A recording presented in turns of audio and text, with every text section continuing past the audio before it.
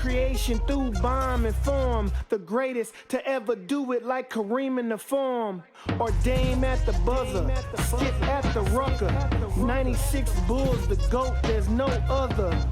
Bulls and Goats get some wins, but never cover. The word gave the answer to sin. No stuff. Hello, everyone, and welcome to Behind the Plays. It is a very special episode of Behind the Plays, and it's not because we have anything going on. It's because good things have happened, and we should honor them. Also, I have Eric with me, the man, the myth, the legend, the GOAT. Dude, this is why Eric is amazing. We really need to start paying him. And the reason I say this is he did all the sheet work, and I did nothing.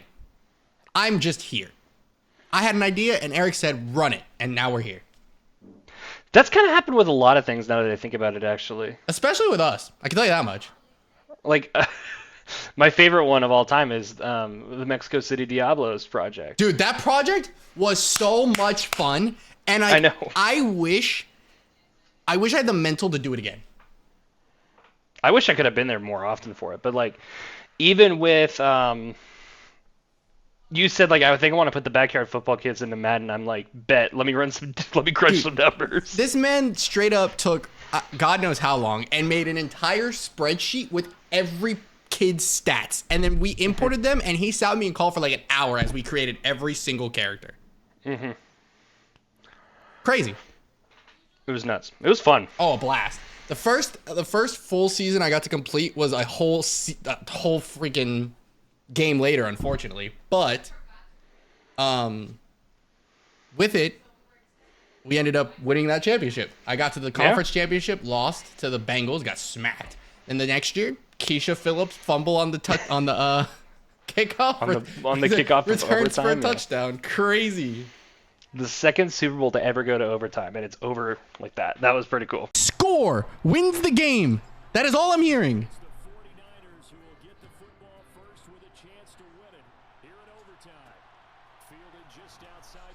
Oh my God! Oh my God! Oh, oh my God! Oh, let's freaking go! Let's go! Let's go! What are you talking about? That's how you win a freaking Super Bowl! Yeah, that was like, I know fans would probably be disappointed if you watched that live. Are you kidding me? No way. That would be hype as hell. Dude, could you imagine being a fan of the team that fumbled? That guy is getting death threats today. Who are you even playing? I don't even remember. You know what? I can pull up the clip. I can cut all this out while I'm sitting here pulling up the clip. A few moments later. I found it.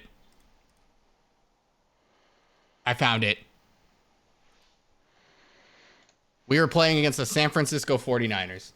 I've done it. You mean that thing I said? Yeah. You want to know why I've been having trouble finding it? Why? Because I played Overwatch 2 that same day, and it was in Overwatch 2 category. Ah. My favorite part is I called a timeout accidentally when I threw my controller down after the play, so it had a whole screen of timeout before they announced us as Super Bowl champs. I remember that. I was so hyped. For that. That was so cool. All right, now that we're out of the way of Madden. Yeah, now we can proceed. Yeah, one of the best projects, though. That was definitely one of the best ones. I've honestly been thinking about bringing back, like, XYZ in Madden and, like, doing random things. I've been thinking about doing streams where I do, like, famous movie / video game characters in Madden, like the football players, so, like, Bobby Boucher and, like, those types of things. Okay, like famous I think football that'd be players. really fun. I was thinking, like, couldn't tell you why I thought of this, but, like, I was like, what position does John Wick play? That's what I immediately thought of when you said that. Couldn't tell you why. Quarterback, because quarterback or kicker, because all he does is shoot. Yeah, I was gonna say like safety. Man's lethal. Because he's a hitman. Yeah. But yeah, no, I think that'd be really fun. Where like you have Bobby Boucher. Yeah. I'm trying to think of other like really important people. John Wick is in cover one. Boucher. Yeah, I'm thinking I'm back. But I think you would have fun doing that with me as well. I think that's another project we could probably pull off. That'd be so much fun. I do have Madden 20, the new one. So I don't remember. 24 is what we're on. I have the new one. Maybe so 24. I just have to make another file. I can do that. We'd have to get creative with the team. I don't know. We're not going Mexico City. That team's retired. I would say Pablo Sanchez for sure makes a return. He's definitely a wide receiver on that team. No questions asked. Yeah, he's the GOAT.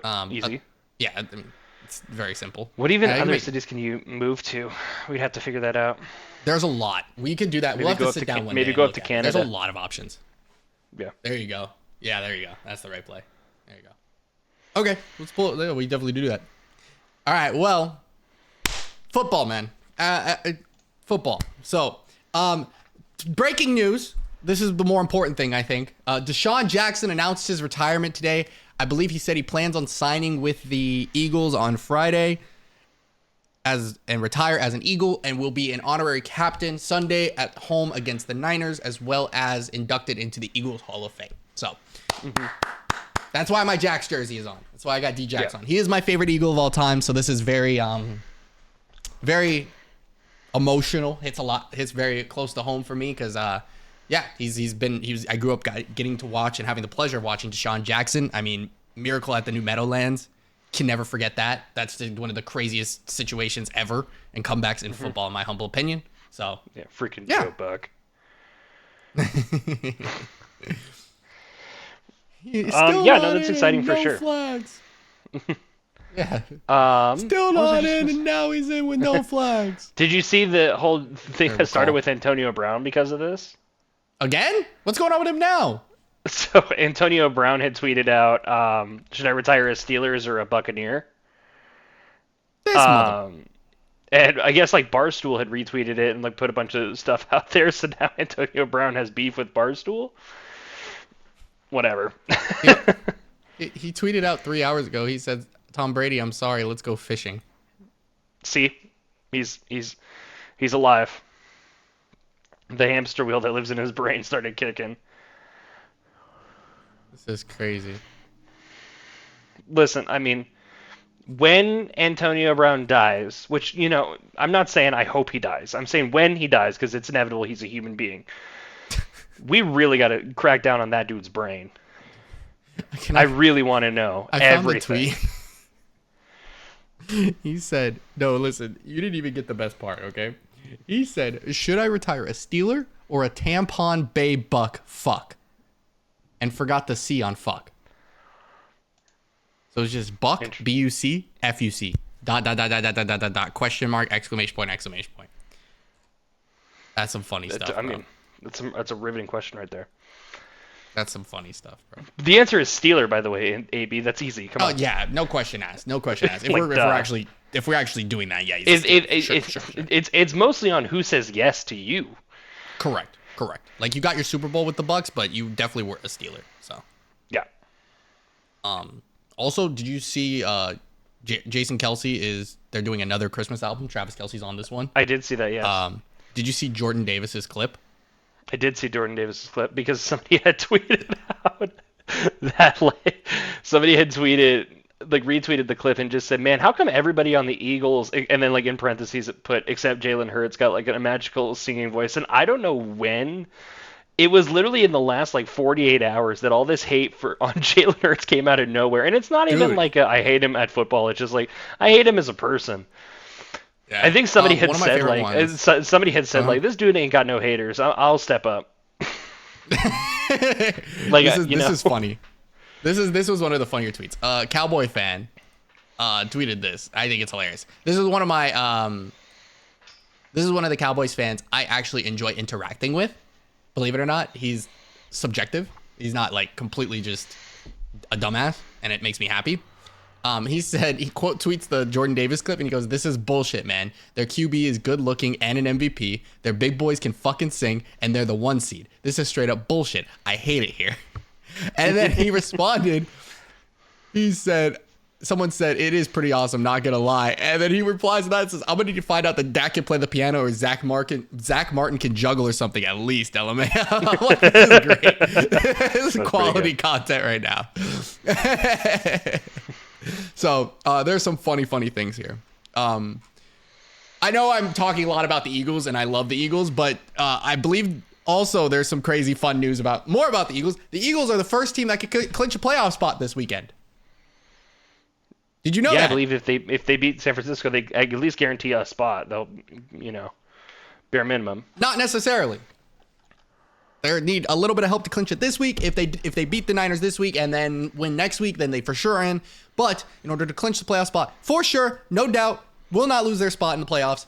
They need to win, obviously, and they need either a loss or tie from the Rams, a loss or tie from just loss or tie from the Rams, and they're in. By the way, win, lose, or tie, they're in. Cool. Then there's like 4 different scenarios. Then they could be either they win, loss or tie from the Packers, and then a loss from the Lions, or loss or tie from the Packers, loss from the Rams, loss or tie from the Saints, or loss or tie from the Packers, loss of the Rams, and a loss and a tie from the Falcons. So, did I say Falcons already? I stopped listening. Yeah, if I'm Falcons. being honest. Oh, okay. Well, they have 4 different scenarios where they can win and a couple other things fall their way and they're in. Guaranteed this week. Which in week, what is it, 12? That's kind of crazy. 13? It'll be week 13, yeah. That's kind of crazy. It'll be 5 weeks before the season ends. Yep. So, that's awesome. So, yeah, anyway. We can stop talking about the Eagles now. Until they pop up later on in the road where we talk about their game. You know what we can talk about? We can talk about Thanksgiving. We can talk about Thanksgiving. I really hope everyone had a phenomenal Thanksgiving and a lot to be thankful for. I was very thankful for the football games that happened on Thanksgiving, even though my freaking bets did not land and they were really freaking close, man. But let's talk Such Thanksgiving because there's a clip from Family Guy that I might need to insert right about now. Because the Lions were supposed to be losing a game on Thanksgiving. We talked about how the tides were going to turn and they might have won a Thanksgiving game for the first time in a long time, and they got rocked. Yeah. The Packers win 29-22, and I think that score makes it seem like it was closer than it was. It felt like the Lions were getting dominated. Yeah, they were starting to make a comeback, and then they just folded. They folded during the comeback, and Jordan Love looked like the second coming of Aaron Rodgers. Or the Packers look solid, which is a definite turnaround for the Packers because they've had their struggles for the past handful of weeks for sure. And the Lions, I mean, I think they got upset. You know, we've been talking about how the Lions are a really good team, and I still think they are a really good team. But I think they dropped a tier for me after today. Exactly. It kind of feels like it feels like they're the third best team in the the NFC still. But it feels like the only 2 Super Bowl contenders out of the NFC right now are Philly and San Francisco. I don't feel like Detroit is quite there yet. I think Detroit will probably go to the playoffs. I think Detroit can win a playoff game. I think Detroit could make it to a championship game. I don't know if the Detroit Lions can go to the Super Bowl. This is my thing. If playoffs started today, the Lions will not go to a championship game. The reason is because they have to go to San Francisco, right? That's ultimately what it comes down to. I do think the Lions win a playoff game. I don't think there's a 6 or 7 seed in the NFL or the NFC that can beat them, like at all, unless the Cowboys fall off. I do not see a 6 or 7 seed in this conference that can go in and beat them. At home, right? Like in Detroit. The only team I can maybe see pulling off is the Seahawks, but the Seahawks have been streaky. It's been really rough over there for them. But yeah, I'm gonna go and say that they win a playoff game for sure. But they did drop a tier for me, right? I think they were Super Bowl contenders, and I really truly think you said it. You hit it right on the head. Eagles, Niners. I would honestly throw the Cowboys in there too. I think they have.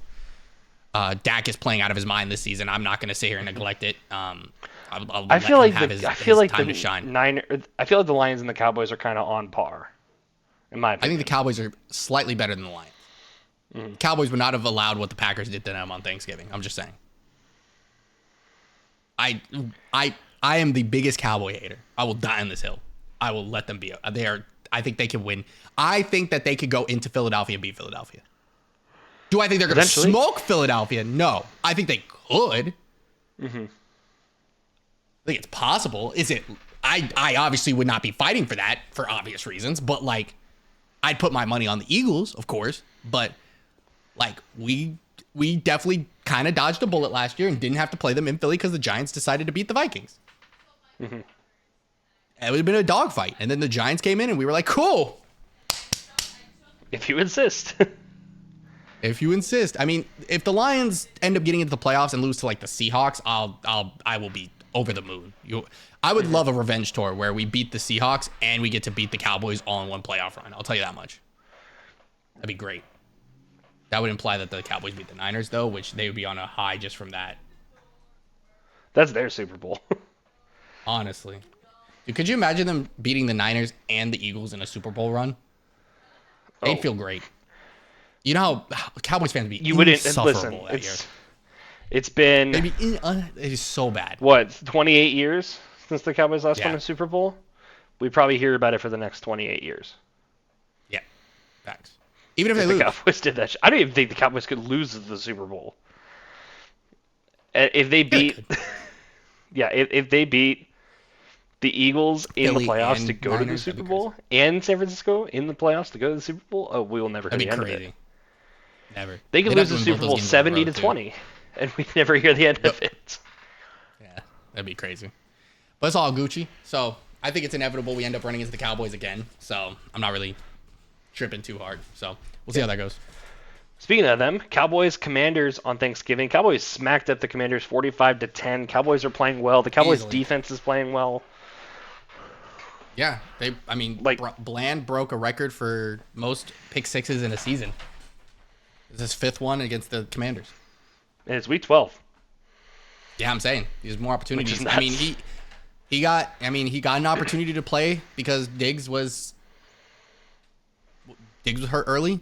We thought that was going to be a big hit. Bland came in and played extremely well. So Yep. obviously he's shown that. I mean, the Cowboys have a bunch of good cornerbacks sitting there. I think they have really great defensive pieces, and the Commanders got smacked up. How do you feel about this take? A lot of people are saying because the Eagles played it close with the Commanders and the Cowboys smoked them, that the Cowboys are definitely a better team than the Eagles. How does that comment sit with you? Scoreboard. A win's a win, right? I don't care if I win by... Listen, I always tell people, dude, I can win it. If I win every game by 1 point, I won every game. Why do I care what the differential is? Yep. You Davion, show up when you need to, and you win the game. Jets are better than the Eagles then, unfortunately. I got bad news. Well, It is what it is. We had one bad game. Too bad. Hey, listen, we won't have to run into them in the playoffs. That's all I'm going to say. We're lucky. You know, the Jets had a lot of early games where they were like that. They forced 3 interceptions. They beat the Bills and us that way. So I feel like that's just how the Jets win football games because they have no offense. Yeah, the Jets play upset. The Jets aren't here to win games. The Jets are here to make you lose. Correct. So at least that's their motto right now. yeah, Because who knows what the hell. so I guess we could talk about that real quick. Is that Aaron Rodgers was officially cleared to practice this week? Yeah, he was activated. His 21-day window was activated this week. So Yeah. I was interested. Jets are still technically alive for the playoffs. I don't think any team is mathematically eliminated from playoffs yet, because if any team was, it would be the Panthers, and the NFC South is so bad that they can still technically win the NFC South. So Yeah, well, technically, I think they can't be mathematically eliminated for a good chunk of the season because of how bad the South is. The Jets, at least, Exactly. they're 4 games behind. I think the first team that would get mathematically eliminated from the playoffs is going to be the Cardinals. I think it's going to be the Patriots. Just because They they're might be so in the much same worse boat. than They the might rest get of the mathematically AFC. eliminated the same. They might get mathematically eliminated the same week, low key. Yeah. Yeah. So All we right. do have one more Thursday night, or yeah, one more Thursday game on Thanksgiving to talk about. 49ers, Seahawks. 49ers won 31-13. I mean, yeah, I'm not shocked. I'm not shocked that they won. I'm shocked that it was this bad. Yeah. The Seahawks have been playing I mean, really well. it seems like the 49ers have Feels certainly got their groove back post-bye week. After dropping Yeah. 3 straight, they are now 3-0 in the last 3 weeks. Yep, doing exactly what they're supposed to and smoking people in the process. 34-3 against Exactly, the Jags, winning big. 27-14 on the Bucks, 31-13 against the Seahawks. They're doing their job. Yeah. My big thing with the Seahawks is I think they wave a big question mark now because I'm pretty sure that makes 2 really bad losses in a row. They lost the Rams on a game-winning field goal, so they some pretty rough back-to-backs there. They beat the Commanders week 10. By a field goal. And They're then they got 6-5 smoked by now, the though. Ravens week 9. They're 6-5 now, which puts them at the 6th seed, if I'm not mistaken. I think the Vikings And are it right kind of behind feels like they are the 6th seed, deservingly so, them. because Correct. Like you have yeah, Eagles, Niners, Lions, and Cowboys, I think, are the top dogs in Yeah. the NFC. Somebody's got to win the South, right. which leaves you 2 wild cards in the NFC. And out of all the teams not in the South and not the top dogs, it feels like the Seahawks are the best among them. Yeah, I think so. And then the Vikings are right behind them at 6-6 because they haven't had their bye week yet. Exactly. So we'll Yeah, see. it feels like the playoffs at least should shake up to be, but we don't know for sure, obviously, should shake up to be probably 1 seed Eagles, 2 seed Niners, 3 seed Lions, 4 seed South winner. My money's on the Falcons right now, I guess. That's crazy. 5 seed Cowboys, 6 seed Seahawks, 7 seed Vikings. It's kind of feels like how it should be, like if we talk hierarchy, you know? Yeah, if we were to go like this is what it's going to end with today, that's very valid. And I also think that it's crazy though because there could be 2 South teams in the playoffs because they're half a game. Because I guess like if the Seahawks and the Vikings kind of throw, somebody could win the South between probably the Falcons and Saints, and the other one, if they play well, could make the 7th seed. Correct. Because they're right behind the Vikings. They're half a game behind. Yeah. Because again, the Vikings haven't had their bye Yeah, week. Falcons The Rams and are Saints right both there. sit at 5 and 6. The Yeah, Rams so are do also the 5 and Rams, 6 the too. Packers. Yeah. So are the Packers. Wow. You know, a team really should have actually had the opportunity to be better was the Commanders. They were really right there. They were looking competitive. Sam Howell has been playing amazing this season. He is. I think he's the passing yards leader this year. He is. He's actually number 4 ranked quarterback in fantasy. I don't know if you knew that or not. So I think that's amazing. It seems like Sam Howell is a solid option in Washington for at least the foreseeable future. I think they got to bolster their O-line. Absolutely. And rebuild their defense now that they moved on from so many pieces. I think their defensive line is fine. I think they need to bolster the secondary. I think that's been their biggest issue for the last few, because they traded people from the line because they had people on the line. They were fine getting rid of Sweat and Chase Young because they're going to pay for them. So now that we have the money contracts are due, well, now go get out and get some corners. Go out and get some safeties. Go get your secondary some help and go get a freaking playmaker, man. Like Terry McLaurin is great, but you got to take some pressure off the man. Yeah. Whether it be a running back or wide receiver, I do not care. Go help him. And Sam Howell's a solid quarterback. You probably can use him for the next 2-3 years. And if he's good, he's potentially a franchise quarterback. I think he has the potential. I think so too. Yeah. All right. Well, Seahawks, I think you guys have an opportunity to do good things. You just need to start trying to win football games. And that does not help you here that you're playing on Thursday night against the Cowboys in freaking Dallas. Good luck. That's kind of a tough start to the road there for Seattle, but they do get Dallas this week. After that in San Francisco again. And then after that at home against Philly. And then in Tennessee, that's pretty winnable. That's super winnable. At home against Pittsburgh, that's pretty winnable. Yeah. And then in Depends on what Arizona, that's Pittsburgh pretty team winnable. shows up. Yeah. So you got 6 more weeks, and 3 of them are probably auto L's, unfortunately. Yeah, it's tough. That is tough. So if the Seahawks go 3-3 in that stretch, that puts them at 9-8. Yeah, that's probably good enough to make they playoffs in the NFC. Yeah. What really sucks is how they gave them their schedule at the end here. They gave them. Where are the Seahawks at again? Let me find them. Where was Week 11 Seahawks? Where did they play? In Baltimore. Who did they play week 11? Baltimore was week 9. Yeah.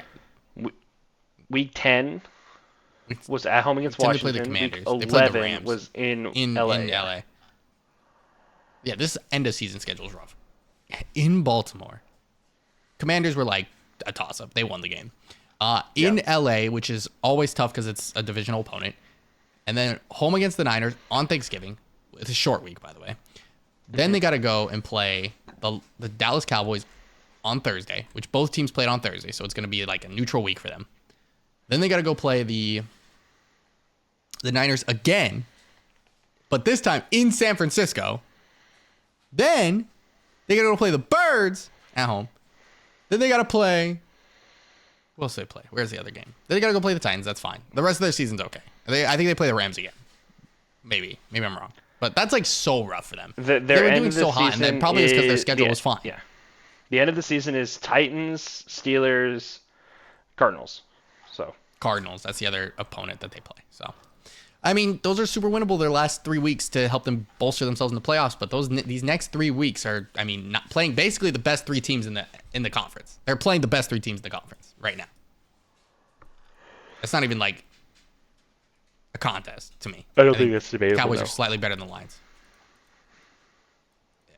So. Yeah, you play the 3 best teams in the NFC in 4 weeks. You want to talk about poor scheduling? You want to talk about something with poor scheduling? So the Eagles are in their gauntlet, right? They talk about this gauntlet that we had to deal with.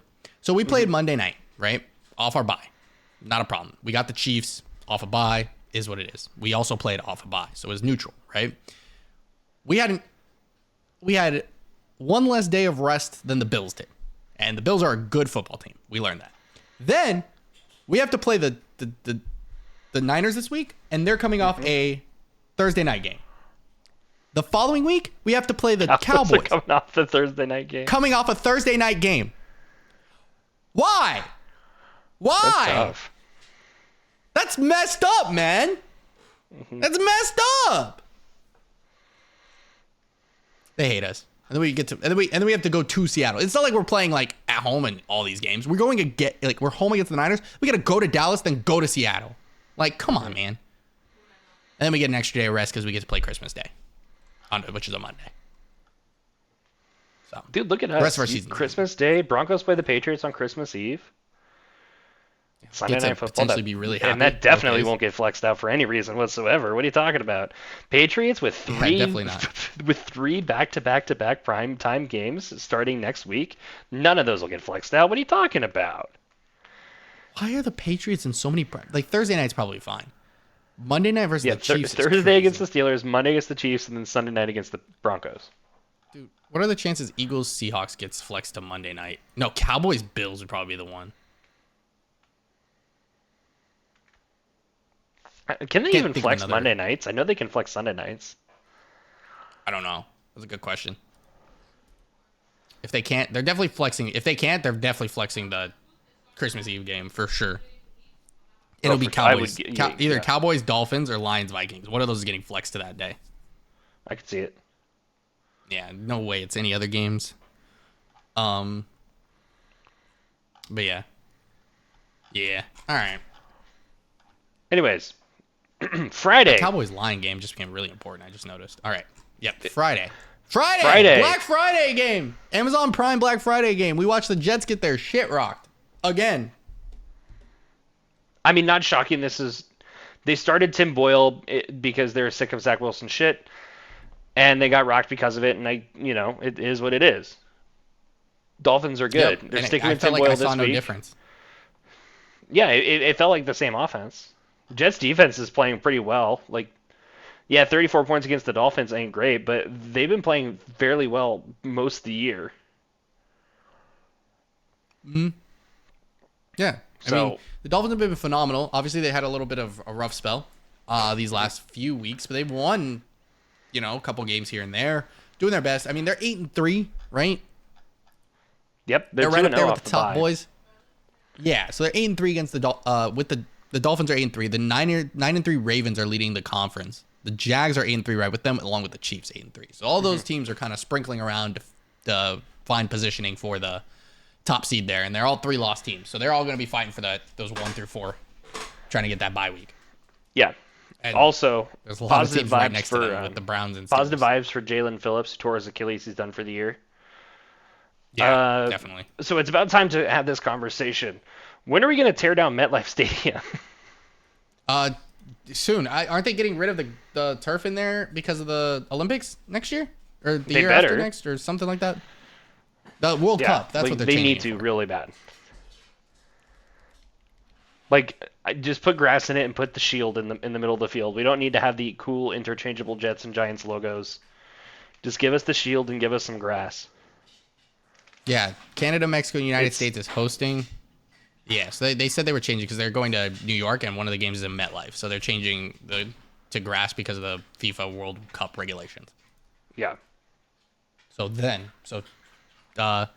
Couple, I think 2 seasons from now, not next season, but the season after, they have to change it.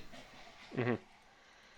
So that's pretty Good. good. I mean, I think it's becoming a safety hazard for a lot of players who go to MetLife.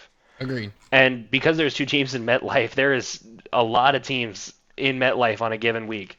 Very seldom do we see the Giants and the Jets both on an away game.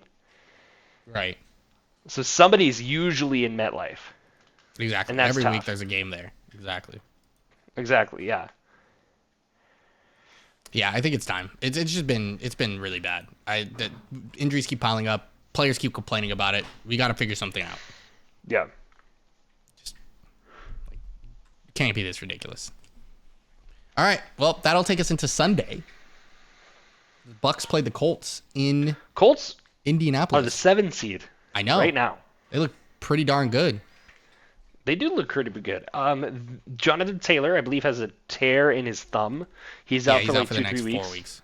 No, he 4 weeks, went to okay. IR. He went out for 4 weeks, I think. He's could be officially wrong. on IR. Okay. I thought he went to IR. Jonathan. I heard Taylor. they weren't going to put him on IR because they were expecting only like 3 weeks. Oh, they said not considered a IR candidate. They changed their mind. I think the person Yeah. I saw through they were sending him to IR. He's not. Cool. So maybe Yeah, 2 or 3 so- weeks. You might be right. I mean, Colts will still have a decent rushing attack. Zach Moss was doing fine before Jonathan Taylor started playing. Phenomenal. Yeah. So the Colts will still be in a pretty good spot, and they're in a decent spot to honestly make a push for one of those AFC wildcards, because just like with the NFC top dogs, it feels like you have a bunch of AFC top dogs right now. It feels like the Yes. AFC top dogs are probably like Kansas City, Miami, Jacksonville, and Baltimore. No doubt. And then honestly, you have a lot of teams, I think, competing for those wild card spots. I think you have Houston right now, you have Indianapolis right now, you got Pittsburgh, you got Cleveland, you got Denver, say it. you got There it is. Buffalo, You said who? Say it again. Denver. Yeah, baby. I know that makes you so happy. Second in the AFC West, by the way. I mean, because like realistically, three teams are going to the playoffs between the Bills, Browns, Steelers, Texans, Colts, and Broncos, and that's a pretty Yeah. tight race. That's a pretty tight race, yeah. And the Bills, who knows, man? They got some tough games ahead. They got some really tough games ahead. Their schedule is not favorable because they were a good team last year. So, see how those chips fall. Colts have been kind of impressive, given that it doesn't feel like they have an ultra great team. Minshew mania, baby. They've been cooking. Their defense has been looking really, really good. They did release Shaq Leonard, which, it is what it is. But I think that's the only big news out of them. I mean, Jonathan Taylor getting hurt sucks, but Zach Moss has been playing out of his mind when in the absence, and they won games with him and Minshew. So Minshew's won more Nothing games here makes than he me- did in nothing like makes me Jacksonville and happier. Philly. So Yeah, nothing makes me happier than a perennial backup playing well. yeah, I Like mean, listen, I'm a big Gardner advocate for that. Minshew, Josh Dobbs, Taylor Heineke, Joe Flacco might start for Cleveland this week because DTR I think he is. I think DTR is out. No, The official word is that DTR is the starter. If he doesn't, and Joe Flacco will back him up. If DTR doesn't clear concussion protocol, Joe Flacco will start. Yeah, they don't expect him to clear, which is weird that we're gonna have Joe Flacco starting for the Cleveland Browns. By the way, Shout out to Joe Flacco. shout out to A Joe hero. Flacco, a Super Bowl A hero champion. among Honestly, men. what do you think Nick Foles is doing? You think one of these teams could use Nick Foles? Could, yeah. Well, no. Jets could probably use a Nick Foles. Jets could use a lot of things. True. But yeah, I think it's really awesome to see Gardner Minshew succeeding. Tommy DeVito, speaking of that. Speaking of that, yeah, that's cooking over there. Yeah, it's cooking some Shout out pasta to over Tommy there. DeVito. Cooking some pasta over there, bro. No, I love it. I love seeing Gardner Minshew succeed. I mean, he was a backup for us. He came in and he played extremely well. We saw a lot of flash from him against those two games he did lose with us last season. But it's not like he played bad. It's not his fault that he our played defense. fine. It's not our fault the defense let 40 points get hung on them by the Cowboys. So while putting up he put up 34 of those points. He played fine. He played great. I'll never forget a game when he was starting for Jacksonville at the time in Denver, and Jacksonville beat us. This was at the height of maybe the Broncos are good again, and that we weren't. Yeah. Shocker. Yeah, it was right in the middle of that, week 3 or whatever. It was kind of the moment of, man, we aren't good yet. So I love Gardner Minshew. He's funny. Yeah, he's great. He's perfect. I also love funny backups. Yeah. Like Nathan Peterman is hilarious. You know? Yeah. He will always have a special place in my heart. Yeah, man, I'm hyped for the Colts and Gardner Minshew. Being a 7 seed is really awesome. I think they could definitely keep it. I think teams that can contend to fall out. I think the Steelers are one of those teams I think could fall out. I don't know if they could be one of those teams. I don't think the Browns fall out, but without a quarterback, I'm not 100% sure with them. So we'll have to kind of wait and see with them. But yeah, I'm really excited for the Colts. Tampa Bay though, I'm really sad because I think this was such a winnable game for them, and they would be right there in the race for a playoff spot. And I genuinely think out of all the teams that are in that division, they might be one of the teams I think could play the best against someone that's coming in to Tampa. It's true. Like Tampa right now, other than Carolina, obviously, Tampa is the team I'm least confident will actually win the South. But they're the team that I'm most confident could potentially win a game. Yeah. Like you know, yes, it'll probably be Cowboys, 5-seeded. but... It'll probably be 5-seeded Cowboys. I think the Cowboys beat every NFC South team, but I think the game is the closest against Tampa. I think the Cowboys smoke New Orleans and smoke Atlanta, no problem. Yeah, and both of those are domes. So like indoor domes is literally what the Cowboys playing. So yeah. Yeah, but so Tampa, that's tough. I really want Tampa to succeed. I really do. I genuinely think I really would want them. I'd rather them win the South than the Falcons. Right now. Yeah, for sure. Even though I'd love to see Mr. Koo in the playoffs. I love me some Koo. He's like my favorite kicker, Falcons not just named feel Jake like Elliott the weirdest in the league. playoff team of all time. Yeah, dude. You know, and we've crazy. had other teams. We've had other teams make the playoffs with losing records and stuff. Yeah, but like this NFC South is just a new level of average. Like we've seen the NFC East did it not too long ago. Yeah, if there was ever an argument for getting rid of the current playoff format and going into top 7 teams, period, this might be it. But I mean, to be fair, whoever wins the South is probably better than the 8 seed. I'd say most of the time. I'm saying because like right now, the winner of the South has a better record, has the same record as the 8th seed in the NFC right now. Yeah. The same with the AFC. The 7th seed is the same record as the 8th seed. Yeah. So. But the difference being is that Tampa would host the playoff game in this case. You know, it doesn't feel like or whoever wins the South. I get you. They would host the playoff deserve game. it. And like it doesn't Dallas feel like hosting a playoff game as a 4 seed feels better. Dallas should probably be hosting a playoff game. Yeah, I hear you. I get you. I understand what you're saying. Yeah. I pick it up what you're putting down. I could see that. That's the only reason I would see that though, because I see the team that like the difference between that team, they would be basically the 7th seed at this point, and the 8th seed is non-existent to me. The only difference is that they host a playoff game. Exactly. I see what you're saying. Speaking of teams that are cooking, Patriots, Giants. Bailey Zappi came into the second half to play the game and did absolutely nothing. Patriots lost to the Giants 10-7 with a what a great scoring outing. You know, we saw a lot of points being put on the board. By the way, this combination of score was outscored by about half the NFL and some this week. Mm-hmm. Yeah, 10-7 is not a great, usually not a great game. No, but Tommy DeVito. But Tommy DeVito won. They are beat Bill 4-8 Belichick. now. He's the first ever undrafted rookie to beat Bill Belichick. Is he the first rookie to beat Bill Belichick, period? No, he's the first undrafted rookie. There have been only a handful of rookies who have beaten Bill Belichick, but it has happened. That's crazy. Undrafted. Good for Tommy DeVito. But that just proves how bad this Patriots team is, man. Yeah. I mean, and the New England rumors are on fire right now that this is Belichick's last year in New England and that he's already basically signed with another team pretty much. There's rumors of Belichick going to LA, and there's rumors that Bill O'Brien, the current Patriots OC, given that the Panthers fired Frank Reich this week, which is something we'll talk about when we get to the Panthers a little bit more in detail. Yeah. But Bill O'Brien to possibly go coach the Panthers, which I don't hate for this reason. Okay, Bill O'Brien, the coach, when he was in Houston, was pretty solid. Bill O'Brien, the GM, was ass. And Bill O'Brien, before he was the OC in New England, do you know what his position was? Wasn't he the head coach in Houston? No. This is between those. Oh, no, I have no clue. He was the offensive coordinator at Alabama, where guess who Oh. played? Oh, Bryce Young. Exactly. So it could make sense. Yeah, the biggest thing And though I is don't hate it. the problem is you know? how favorable of a job is that Carolina job right now, right? Like, it's terrible. Not very lucrative. You don't have your because first round you pick. Have, you have a don't have a quarterback first who's round not pick. doing his job currently. You have a injury-riddled O-line and a mediocre defense on top of an owner who can't stay out of the business. Who needs to It's leave. not a very lucrative job right now. And Like Frank Reich got whoever the I'll talk about Panthers it. hire, they're going to have to way overpay. And that's kind of Correct. unfortunate. Yeah, correct. Because it's a hard it's a job. Mm-hmm. It's a lot of work. But yeah.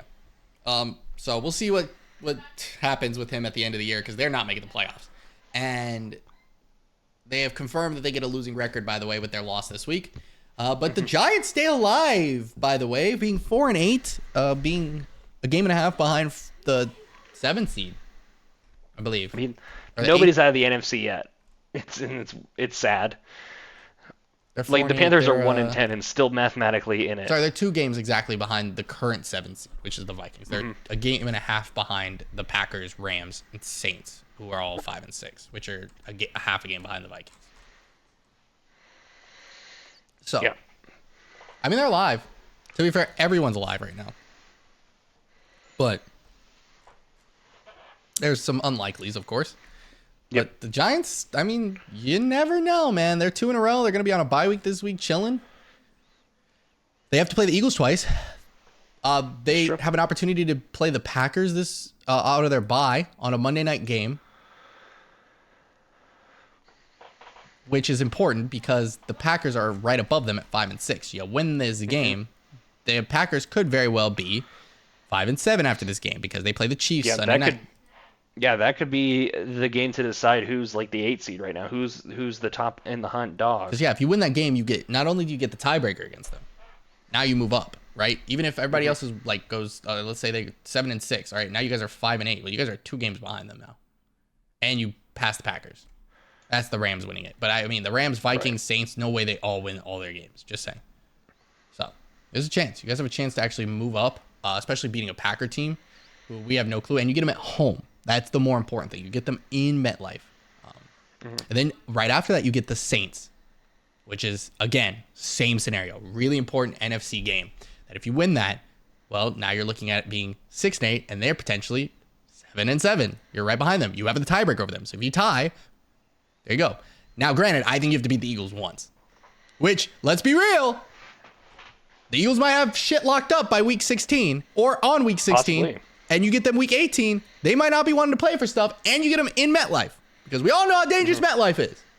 Yeah. I do not want Jalen Hurts touching that field. Yeah, in MetLife, if the Eagles have the NFC wrapped up, do not play anybody. I don't want Jalen week Hurts 18. in the Honestly, building. consider forfeiting. I want Jalen Hurts at Genuinely. home. I want Jalen Hurts at home, on his couch, getting treatment. I want Jason Kelsey in the New Heights studio. I do not want anyone on that fucking field. Yeah, genuinely, I would consider Our forfeiting. backup's Marcus Mariota. I don't even want him there. I Is want Marcus Tanner Mariota McKee really there. the backup in Philly? When did that happen? Yeah, you didn't know that? We signed him at the beginning of the year. We replaced Gardner Minshew with him. Yeah, it's him and like Tanner I McKee, forgot who about we that. drafted this I year. or do some shit remember like that. that. I do remember this now because Because they're like, yeah, he's more like our system, so because he of works the well for us. I'm like, Forgettables okay. fantasy draft. Who was Yeah, it? yeah, Somebody yeah. Somebody drafted. Oh, it was Marcus Mariota. I lost to that team this week. It was Lydia. Was it Lydia? I lost to her Yeah. by a point. I lost to her by a point. I told her because I that's remember pretty telling her, I'm like, I can guarantee as a Philadelphia Eagle fan, we will not see that man play a snap of football this season. And I might have been It would take wrong. a miracle. Not even a miracle, honestly. At this point, just win the 1 seed. It could be like 3 weeks from now. 'Cause But, like, if we they're- beat the Niners and the Cowboys, we're there. It's fine. There are about 32, give or take, quarterbacks I would take before I would take Marcus Mariota. Agreed. You know, in and fantasy even if football, you of course, but, consider know. if you considered the backups at the time, I think Marcus Mariota was towards the bottom of the list. Like, you know, like I think Absolutely. if you consider a backup to realistically draft at the time, it was probably Gardner Minshew. It was probably Taylor Heineke. It was probably Aiden O'Connell. Bailey Zappi. It was apparently probably Bailey Zappi. Yeah, it was probably. Who's the backup in Carolina? Sam Darnold. I was thinking the same thing. Or not no, Sam Darnold. Sam Darnold's in San Francisco. I was thinking of Andy Dalton. Is he the backup in Carolina? He is the backup in Carolina. He played for a couple weeks when That's Bryce Young was crazy. hurt. That's right. That's crazy. He won a game. He won their game, right? He won their one game. Crazy. No, I think that was Bryce Young doesn't have a win. Are you sure? I'm pretty sure Bryce Young was playing when they beat the Texans. He definitely was playing. I remember that game. It's their one win. He definitely was playing. He didn't play well, but he was definitely playing. Actually, he didn't play bad. 22. Zach Wilson. Kyle Trask. Kyle Trask is a crazy pull, by the way. Yeah, Jalen Hurts is just him, bro. He's himmy. It's crazy that he's playing injured too. Love him. Yeah. He's so good. He's so good. Anyway, speaking of unfortunate backups, the Steelers went to Cincinnati to play the Bengals this week, and the Steelers pulled out a win after firing their head coach, offensive coordinator this past week. Big win for them. They stay up in the conference standings and competitive for the division potentially. You beat a Joe Burrow-less Bengals. I think Zach Taylor, the Bengals head coach, is something like 4 and forever when Joe Burrow isn't starting for him. Right. So, I mean, if Joe Burrow's done for the rest of the year, I don't have a lot of confidence in Cincinnati at all. And they were my AFC winner pick, by the way, worth noting. So Yeah. I got a chance to be half right in my Super Bowl prediction. I said Eagles-Bengals, so I think one of those is very much so still alive. The other one is basically dead.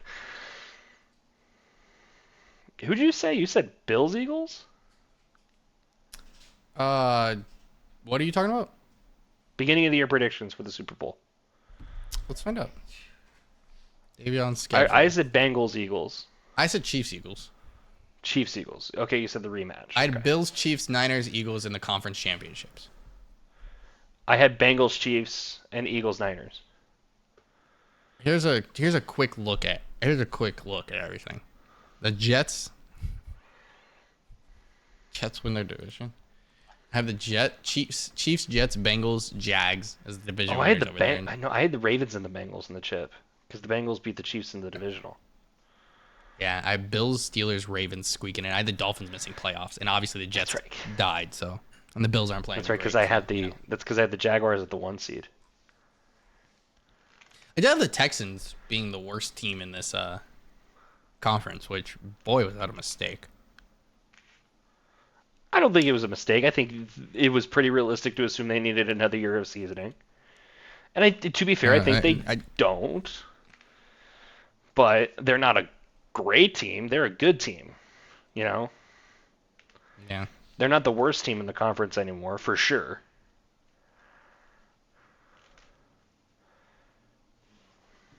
Yeah. I way overestimated the Patriots. I way underestimated the Browns, the Colts. I way underestimated the Browns for sure. I think I overestimated the Raiders, and I definitely overestimated the Bears. Oh yeah, Had them going 9-8. way overestimated the Bears.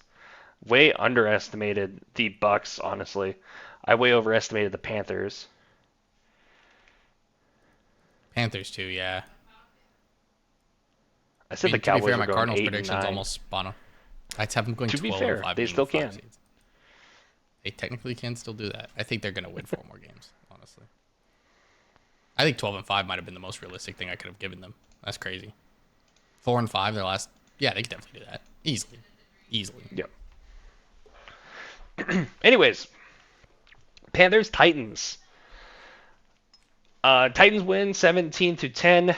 Frank Reich jobless, unfortunately. Frank Reich has basically said that this is probably his last deserve that, bro. tenure in the league. No, because I really like Frank Reich. I think he obviously won the Super Bowl with the Eagles. I think he was a decent enough coach in Indy. And it just kind of feels like he got the short end of the stick, honestly. Yeah. He facts. inherited a very much of a struggling Panthers team and honestly didn't get a lot of say to shop for his groceries, as Bill Parcells used to say. I'll tell you right now though, if he wants to come over and be an offensive coordinator, I think we could you know, Well, it seems like the maybe Eagles might lose fire their OC someone. again He's trash. to a head So coaching good. position. He can leave. Go, please. He is not a good play caller, bro. He is terrible at it. Listen, Brian Johnson, buddy. I want you to know there was a series where we were down a touchdown. I think it was literally against the Bills. We ran HB draw, got a yard. Ran QB draw, lost a yard. Ran screen pass for just so we're clear, screen pass, okay? Which this play calling in a row is whatever, right? But the screen pass was for Julio Jones. Not Julio AJ. Jones is like 8,000 years old. Not Devontae Smith. Not Quez Watkins, who played. Not Alameda Zacchaeus, who played. Not DeAndre Swift. Not Kenneth Gainwell. Julio Jones. You can understand my gripe with play calling just from that drive, right? Okay.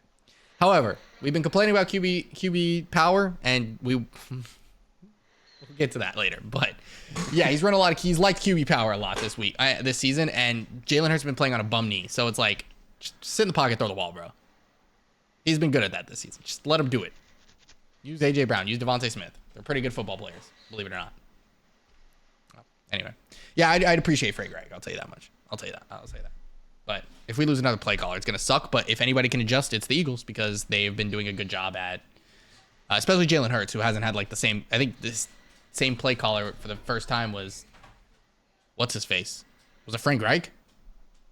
Who's our OC? No, Frank last year? Reich was in Indy the whole time, I think. Who was our OC last season? It was He got hired, Gannon, but- right? Or No, was it that's our Steichen? DC. That was our DC. Steichen. Shane Steichen was the first guy that was back-to-back seasons for Jalen Hurts' entire football career, by the way, for play calling. I don't know if you knew that, but I did not know that. like since his dad in high school or something like that, something crazy like that. Because he switched offensive coordinators a lot because Alabama, then they swapped someone, then he went to Oklahoma, and then he got drafted by Philly, where when he got drafted by Philly, he wasn't the starter. Then he started and had Shane Steichen. Then he had Steichen again, went to the Super Bowl, then he left. I was really upset about it. I really wish we could have kept him. Gannon can stay gone. He can stay gone. But yeah. Anyway, next up, we just talked about Panthers-Titans. I have really nothing. Titans get a good win. I don't have anything to say about them. I think they're trying to stay alive, but they're going to have a tough time trying to make a rise, especially at 4-7 in this conference. So, Yeah, they're the only definitely other on thing the I had outside about looking them. in. And like, they're like, we have teams that are like on the bubble, right? Like we call it like they're outside looking in, right? These are the Texans, the Broncos, the Bills right now. Those are teams that have a chance. Yeah, there's the outside of that outside looking into. Yeah, that. they're on the outside of the outside. And they're on the looking in. outside of the outside. Okay, so they have a chance. I think they have a potential talent to do so because Derrick Henry's great and Will Levis is serviceable. I think they definitely have the ability to win games. But yeah, anyway, not this time. Jags went to Houston and beat the Texans 24-21 in a phenomenal game. There was a controversial call here.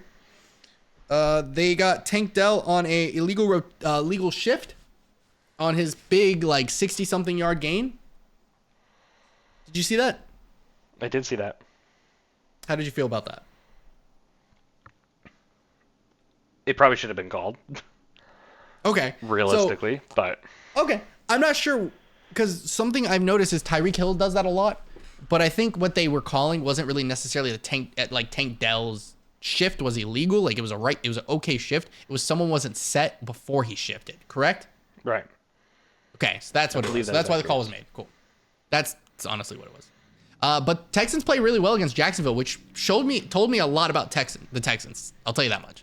Told me a lot about them. It told me that I think they have the ability to make playoffs I think here. Houston is definitely on the outside looking in, but from a unbiased perspective, I think Houston is probably in the best position to steal the 7 seed, in my opinion.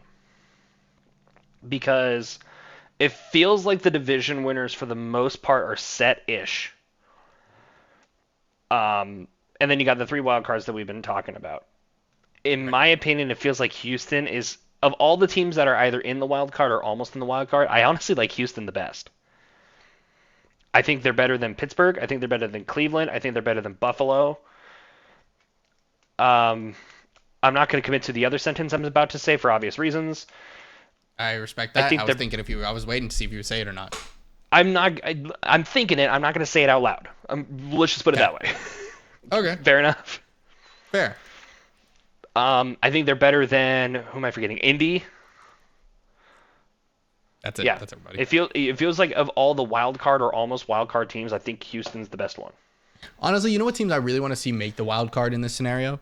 Honestly, the 3 teams that are in the wild card, I don't want to see in the wild card. Is that crazy? So who is it right now? It's Pittsburgh, Cleveland, and Indy? Yeah. I literally would rather see Houston, Denver, Buffalo right now than any of those teams.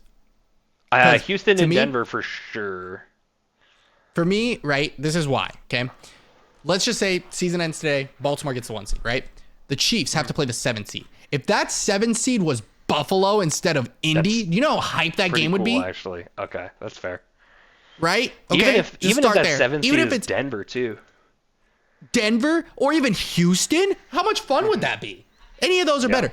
Indy, Cleveland, Pittsburgh. Yeah. Come on now. Any of the other teams are better. Jacksonville. Jacksonville versus Houston rematch? Jacksonville way versus more fun. Denver is weird but fun. I could see Jacksonville it. Buffalo, and Buffalo I would is love fun. that matchup. I don't like the other 3. Maybe the Colts. I could see the Colts being a fun matchup for that. Just because, division. But that's like it. And then Miami, like, Buffalo? Like, for obvious reasons. Denver? I feel like a defensive-minded team versus the offensive gauntlet that is Miami would be really fun. And Houston, the young guns. Yeah. Denver and Miami, that'd be really fun in a vacuum that's definitely never really happened fun. anytime recently whatsoever. No 90-point games. Nothing crazy.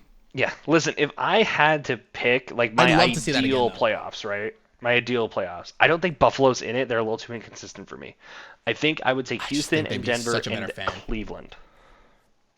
Okay. Like, don't get me wrong. The reason I say it is because I'd rather see Josh Allen play. Buffalo has some fun and some cool matchups. But I think Cleveland is the better team overall, even quarterbackless. I think their defense is insane, and I think they potentially upset it.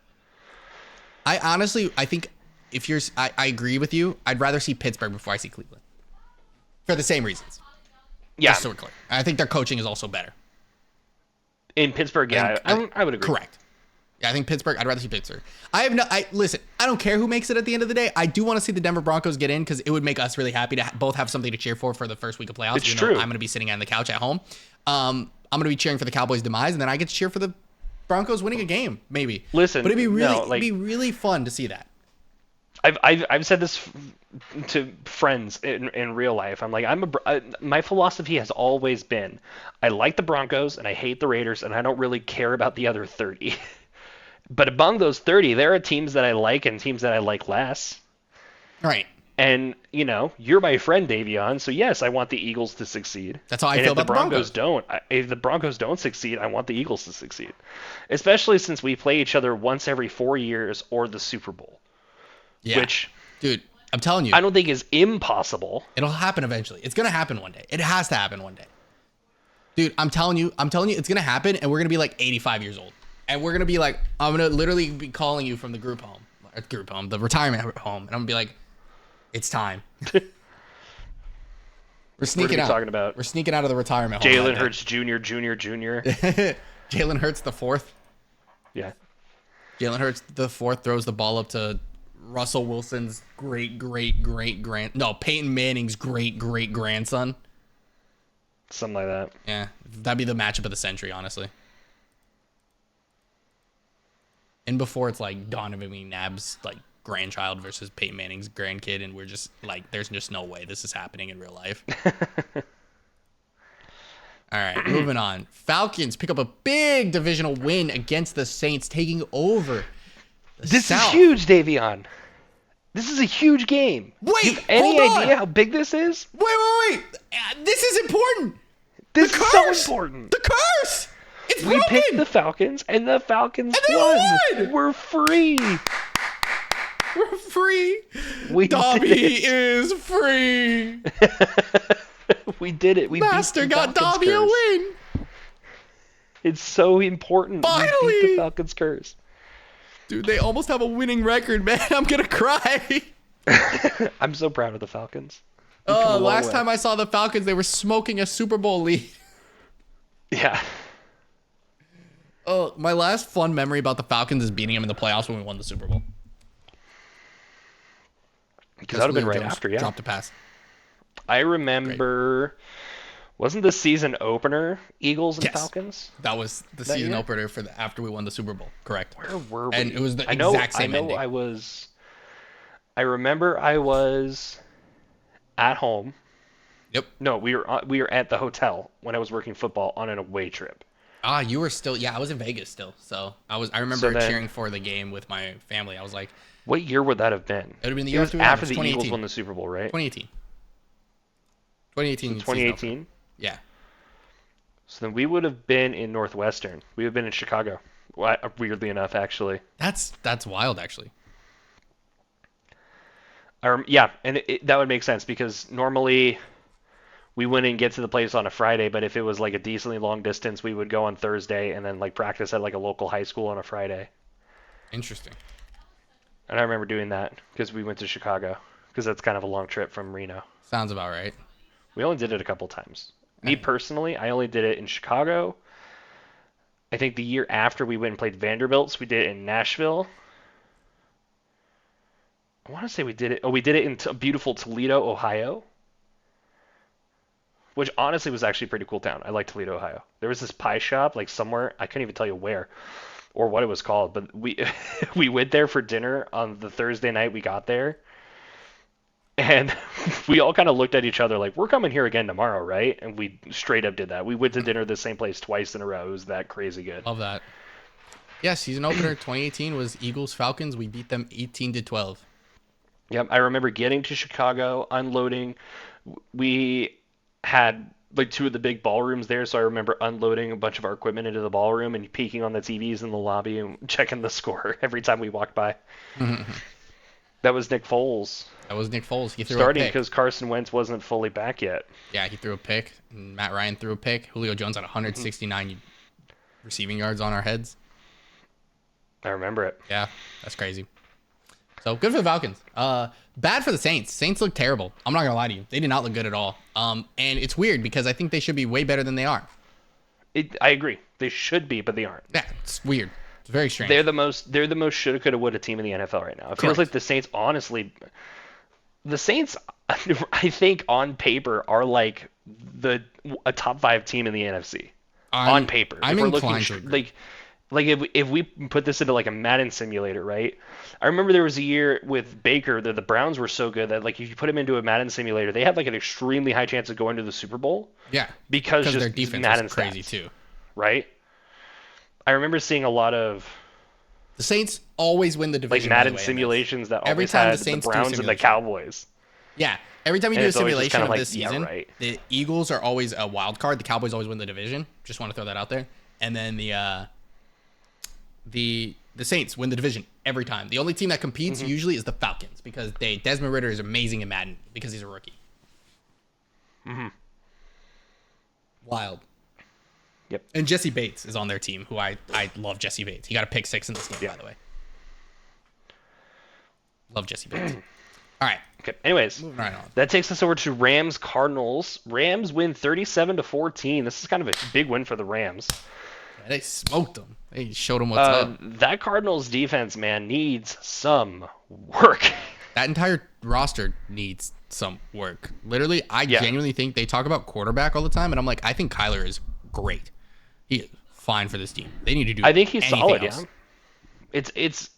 Does Kyler want to be in Arizona next year? True. If he doesn't want to be there, then I understand. But they really need to get. If he decides he wants to stay, they desperately need to get. Forget receiving and stuff. They need to put a competent roster on the field. I just had a realization. Yes. The viewers will literally be able to see the moment I had it. This is the Deshaun Watson Houston Texans. The Correct. only good player on their team is the quarterback. Correct. This is the only good player is Kyler Murray. I can't name another weird. player on that team. Don't they have like James Rondale Moore? Conner, but I think he's hurt right now. Yeah. Hollywood Brown, but I think Hollywood's just on the hit the injury report. Perfect. Um, I can't even tell you who Josh Dobbs is. I don't think I can name a Dobbs isn't fourth there now. though. I can't name another player, dude. I'm sorry. Oh, I can name Trey McBride because he's a kinda Mountain good. West guy. He's kind of good. He's a Mountain West guy too. He went to Colorado State. He's solid. Which, speaking of that, Colorado State, their head coach was at Nevada, and he had the whole beef with Dion and all that fun stuff, right? Love Coach Norvell, great dude. Right. They were playing Hawaii this week. Hawaii kicked a game-winning field goal, and the Colorado State's not bowl eligible because they lost that game. Yeah. They definitely weren't set when they kicked that field goal. Correct. I remember seeing the highlight. Ooh, yeah, it wasn't. Yeah, that wasn't a very good thing. Colorado's OC just signed with San Diego State too. They're the head coach. You know who else isn't bowl eligible? Colorado. Yeah, well, I mean, gosh, who was it? Oh my God. They just didn't go to a bowl game, which is crazy. No way Shedeur so Sanders Colorado- goes to the NFL draft, right? There was the conversation that Colorado was 1-11 last year, and they improved to 4-8, and they're like, was it a successful good. season? You know, No, it's I an just- improved no, I don't season think for so. sure. What is a successful season? No. Improvement. But I think can't successful is getting to a remember bowl who it was. It was an NFL coach who was like historically terrible. Said like if 4 wins is the standard, I'd be a legend. He tweeted it. Oh God, I remember that. Who I was don't know it? who said it, but he said if 4-12, if winning 4 games was the standard, then I'd still be a head coach. Yeah. But I know what you're Why thinking can't I of, but I think of who cannot it remember who is? said it. Because if I think of like perennial terrible head coaches, I think of like Josh McDaniels. There's no way he knows how to work Twitter. Who said it? Hugh Jackson? No way, right?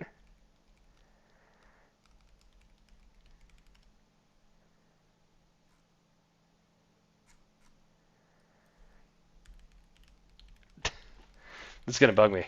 I'm looking it up.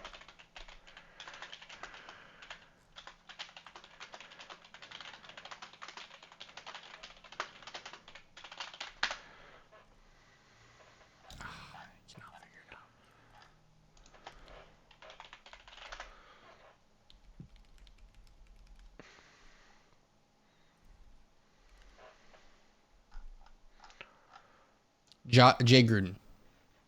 That's who it was. It was Jay Gruden. Oh, that was bugging the shit out of me. Thank you. God, I found You the have no quote idea how finally. relieved I am. Found the quote finally. You want to know why? It's because Jay Gruden looks like Josh McDaniels. Honestly. Thank you. Honestly. That was going to go insane. No problem. And that leads us right into something very good to talk about. Eric, I think it's my time, for the first time in a long time, to kick my feet up. I'm going to let you do your thing, brother. You need First this. of all, You needed before this. we go anywhere, we stand Scorigami on this podcast. We do stand... Yes, so absolutely. Broncos Browns 29-12 29-12 was a Scorigami. So that's Wait. Before you keep going, did you see Sean Payton when he was asked about Scorigami? I did not see this. No. He got a quote during his press conference. He got a question asked, hey, do you know what Scorigami is? He's like, I don't know what that is. And he's like, yeah, they're unique scores. It's never happened in the NFL. You guys had Scorigami this week. He's like, yeah, you guys have done it twice this season. 29-12. He's like, oh, what's the other? 70-20. And he's like, oh, I like the first one better. It was really funny. That's pretty funny, actually. It was pretty good. Okay. There's one conversation that I want to talk about, and it's that the Broncos are a dirty team. That's kind of a Yes, narrative let's that's have a coming out talk. right now. I've seen that. Yeah, kinda. So what? Hey, it's winning games. I don't think the Broncos are actively trying to hurt people. I agree with that statement. There was that roughing the passer called on DTR. I don't know if it was the play where he officially got his concussion. No, I think he got concussed while he was scrambling. Like he was running up field or something like that. Yeah. But no, there was a play of Baron Browning sacking DTR or going to tackle DTR right as he's throwing the ball. And it kind of knocked him to the ground. And it was a pretty tough hit, and we got flagged for roughing the passer. We shouldn't have, first of all. DTR jumped and threw the ball. Yeah, when you hit him, he's going to fall to the ground, believe it or not. Neither here nor there. There are some plays that I would call, in a vacuum, dirty that the Broncos have done. I don't think those are plays that other teams aren't also making, though. If the Broncos are a dirty team, the whole dang league is a dirty league, in my opinion. I don't think there are egregious things that the Broncos doing that other teams aren't. Okay. Yeah. Russell Wilson has been very impressive, especially the last few weeks, and definitely looks much improved compared to his season last year. It seems like Sean Payton was the right hire, and I had said this when we gave up a bunch of draft capital to the Saints so that we had the rights to hire Sean Payton. I said it better work out because the last time we gave up a bunch of draft capital to make a big swing, it didn't. And it seems like both those things are now working out because the Seahawks got Drew Lock and Noah Fant. Drew Lock is a backup. Noah Fant is an average tight end. And they got Shelby Harris out of this, who I don't even think is in Seattle still. I want to say he's in Cleveland now. And they got a bunch of draft picks from us that all haven't necessarily really worked out for that Russell Wilson trade. I would say it seems like so far the Broncos have won that trade, in my opinion. We'll see how that, goes long term, but it seems like the Broncos are doing pretty well with it. Sean Payton led the year by saying that the Broncos were the worst. It was one of the worst coaching jobs he had ever seen in the history of the NFL. The Broncos got beat by the Jets, and everybody had said, stay humble, shut the hell up, Sean Payton. Nathaniel Hackett just beat your ass. And then the Jets have won how many games since then? With a very struggling offense that can't get their quarterback position right. And to be fair, I think if Aaron Rodgers was playing, we'd have a much different conversation about this. But I would say I'm happier with Sean Payton than I was with Nathaniel Hackett, that's for sure. The Broncos are in a pretty good position if they continue this train rolling. They are on a 5-game win streak, which is the longest active streak in the NFL. We are above 500 for the first time since 2015. Or 2017, I think. 2016 was the year... Like, we won the Super Bowl in the 2015 season. It was in 2016. The 2016 season, the Broncos went 9-8 and were the first team out of the playoffs. Okay, ever since then, we've been dog shit. So I think since 2017, this is our first time ever being, like, above 500. Besides maybe being, like, 1-1, or something like that, right? Yeah. They're in a really good position to make playoffs, to push for a wild card, if they can beat Houston. This is... we said this the last 3 weeks, actually. If the Broncos beat the Bills, and then we said, if the Broncos beat the Vikings, and then if we said if the Broncos beat the Browns, and now we're saying, but if the Broncos beat the Texans, and I bet you in about 7 days or so, when we record this next one again, we're going to be seeing like, well, if the Broncos beat the Chargers. So if the Broncos continue their win streak, obviously I think they're in a great position to push for a wild card team. We've seen that the Broncos can beat the Chiefs. They beat the Chiefs at home, though, in Denver, to be fair. So that's a huge difference maker, I think. Uh-huh. But I think in a vacuum, if you think about all 4 teams who are most likely to win their division, we have the Chiefs, who we have beaten once this year. Yep. I don't think that's an automatic win for the Chiefs. Right. We have the Jaguars. I think the Broncos and the Jaguars have an interesting matchup, and I think that's kind of a little bit more 50-50 if it were a neutral location. Yeah. You have the Ravens. Broncos probably get their ass beat by the Ravens. Okay. And you have the Dolphins, who the Broncos did get their ass beat by. But let's talk about how funny it would This be is to see not them the beat same them. defense that was playing against the Dolphins, I'm saying. Randy Gregory is gone. Frank Clark is gone. Baron Browning is back. This is not the same defense that played that Dolphins team. Right. Do the Broncos lose by 50? I don't think so. Is it much closer? Yeah, I do. Do the Broncos beat the Dolphins? Maybe. Okay. So if playoffs shake up decently well, we could potentially see the Broncos not only make playoffs, but make it decently deep. Yeah, definitely could see them winning a playoff game. But, like... I could see them winning a playoff game. I think conference championship and Super Bowl is a bit of a stretch, Of course. but we could see them win a playoff game. Yeah. If they keep Because- playing this way, yeah, absolutely. I don't think the 1 seed is at all locked up No. in the AFC. So if you consider the 4 teams who are realistically most likely to win their divisions right now, I think the Broncos could beat most of them. Yeah. And I'm not saying will beat. Let's just I'm say saying for could. sure that they're not like favored to beat, but they're No, not no, just no, no. like it's not a lock to just lose the game. Exactly. I don't think the Chiefs always beat the Broncos. I don't think the Ravens always beat the Broncos. I don't think the Dolphins always beat the Broncos. I don't think the Jaguars always beat the Broncos. I don't think, like you said, I don't think it's a lock. And if the Broncos continue this win streak, there's a realistic chance that the Broncos are the 5 seed and go to whoever's the worst of those, Exactly. which is most likely probably like Jacksonville or Miami. Yeah. So who knows? Shoot, you never know if something crazy happens with the Ravens. You could see like the Browns or Steelers win the division, and then they end up being like a 5 seed, and you guys don't have to even run into them until like a conference championship potentially. If they make it that far, you know what I'm saying? I always used to say as a joke because Mondays, after the Broncos win on Sundays, I always wear Broncos stuff to work because my dress code's not ultra precise. Yeah. So I always wear Broncos stuff, and I have like some nicer Broncos stuff for this reason. I always say it's Victory Monday. I don't get too many of these. Let me cherish it. And lately, I've been saying it's Victory Monday, You've worn that 5 weeks in a row. and I've worn this 5 6 weeks weeks, in a row. technically. Yeah. I didn't wear it on the bye week. I never wear bye Broncos week. stuff on the bye week. That's a curse. It's a bad idea. Oh, really? Okay. Because one of the last time I wore Broncos gear on the bye week, 2009. That was when Josh McDaniels was there, when the Broncos were 6-0 heading into the bye week, and they finished the season 2-8 and missed playoffs. I don't do it. Got it. I only wear the Broncos stuff during the bye week during the podcast. That's it. Got it. Because I know I'm Valid. safe with you. You protect Got me it. from Yeah. from Josh Protect you on the McDaniels. bad mojo. Yeah. Yeah. Josh Okay, I'm McDaniels done. can't hurt you. You're done. Browns obviously are struggling right now. I think their defense is good, but their quarterback situation is obviously shaken up. With Deshaun Watson out for the year, with DTR in concussion protocol, they're going to have to rely on that defense if they want to stay alive. Yep. They do have a simpler game this week against the Rams, albeit it's in SoFi. So it's not like a gimme, but I think it's a lot easier to deal with than like Jacksonville, which is coming up the week after that. So,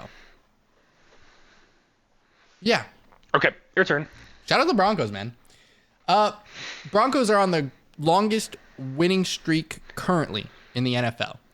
They are tied with one other team who is currently. Their personal longest winning streak since 2015, the year they won the 5 Super Bowl. games. There's another team that is on a 5-game winning streak.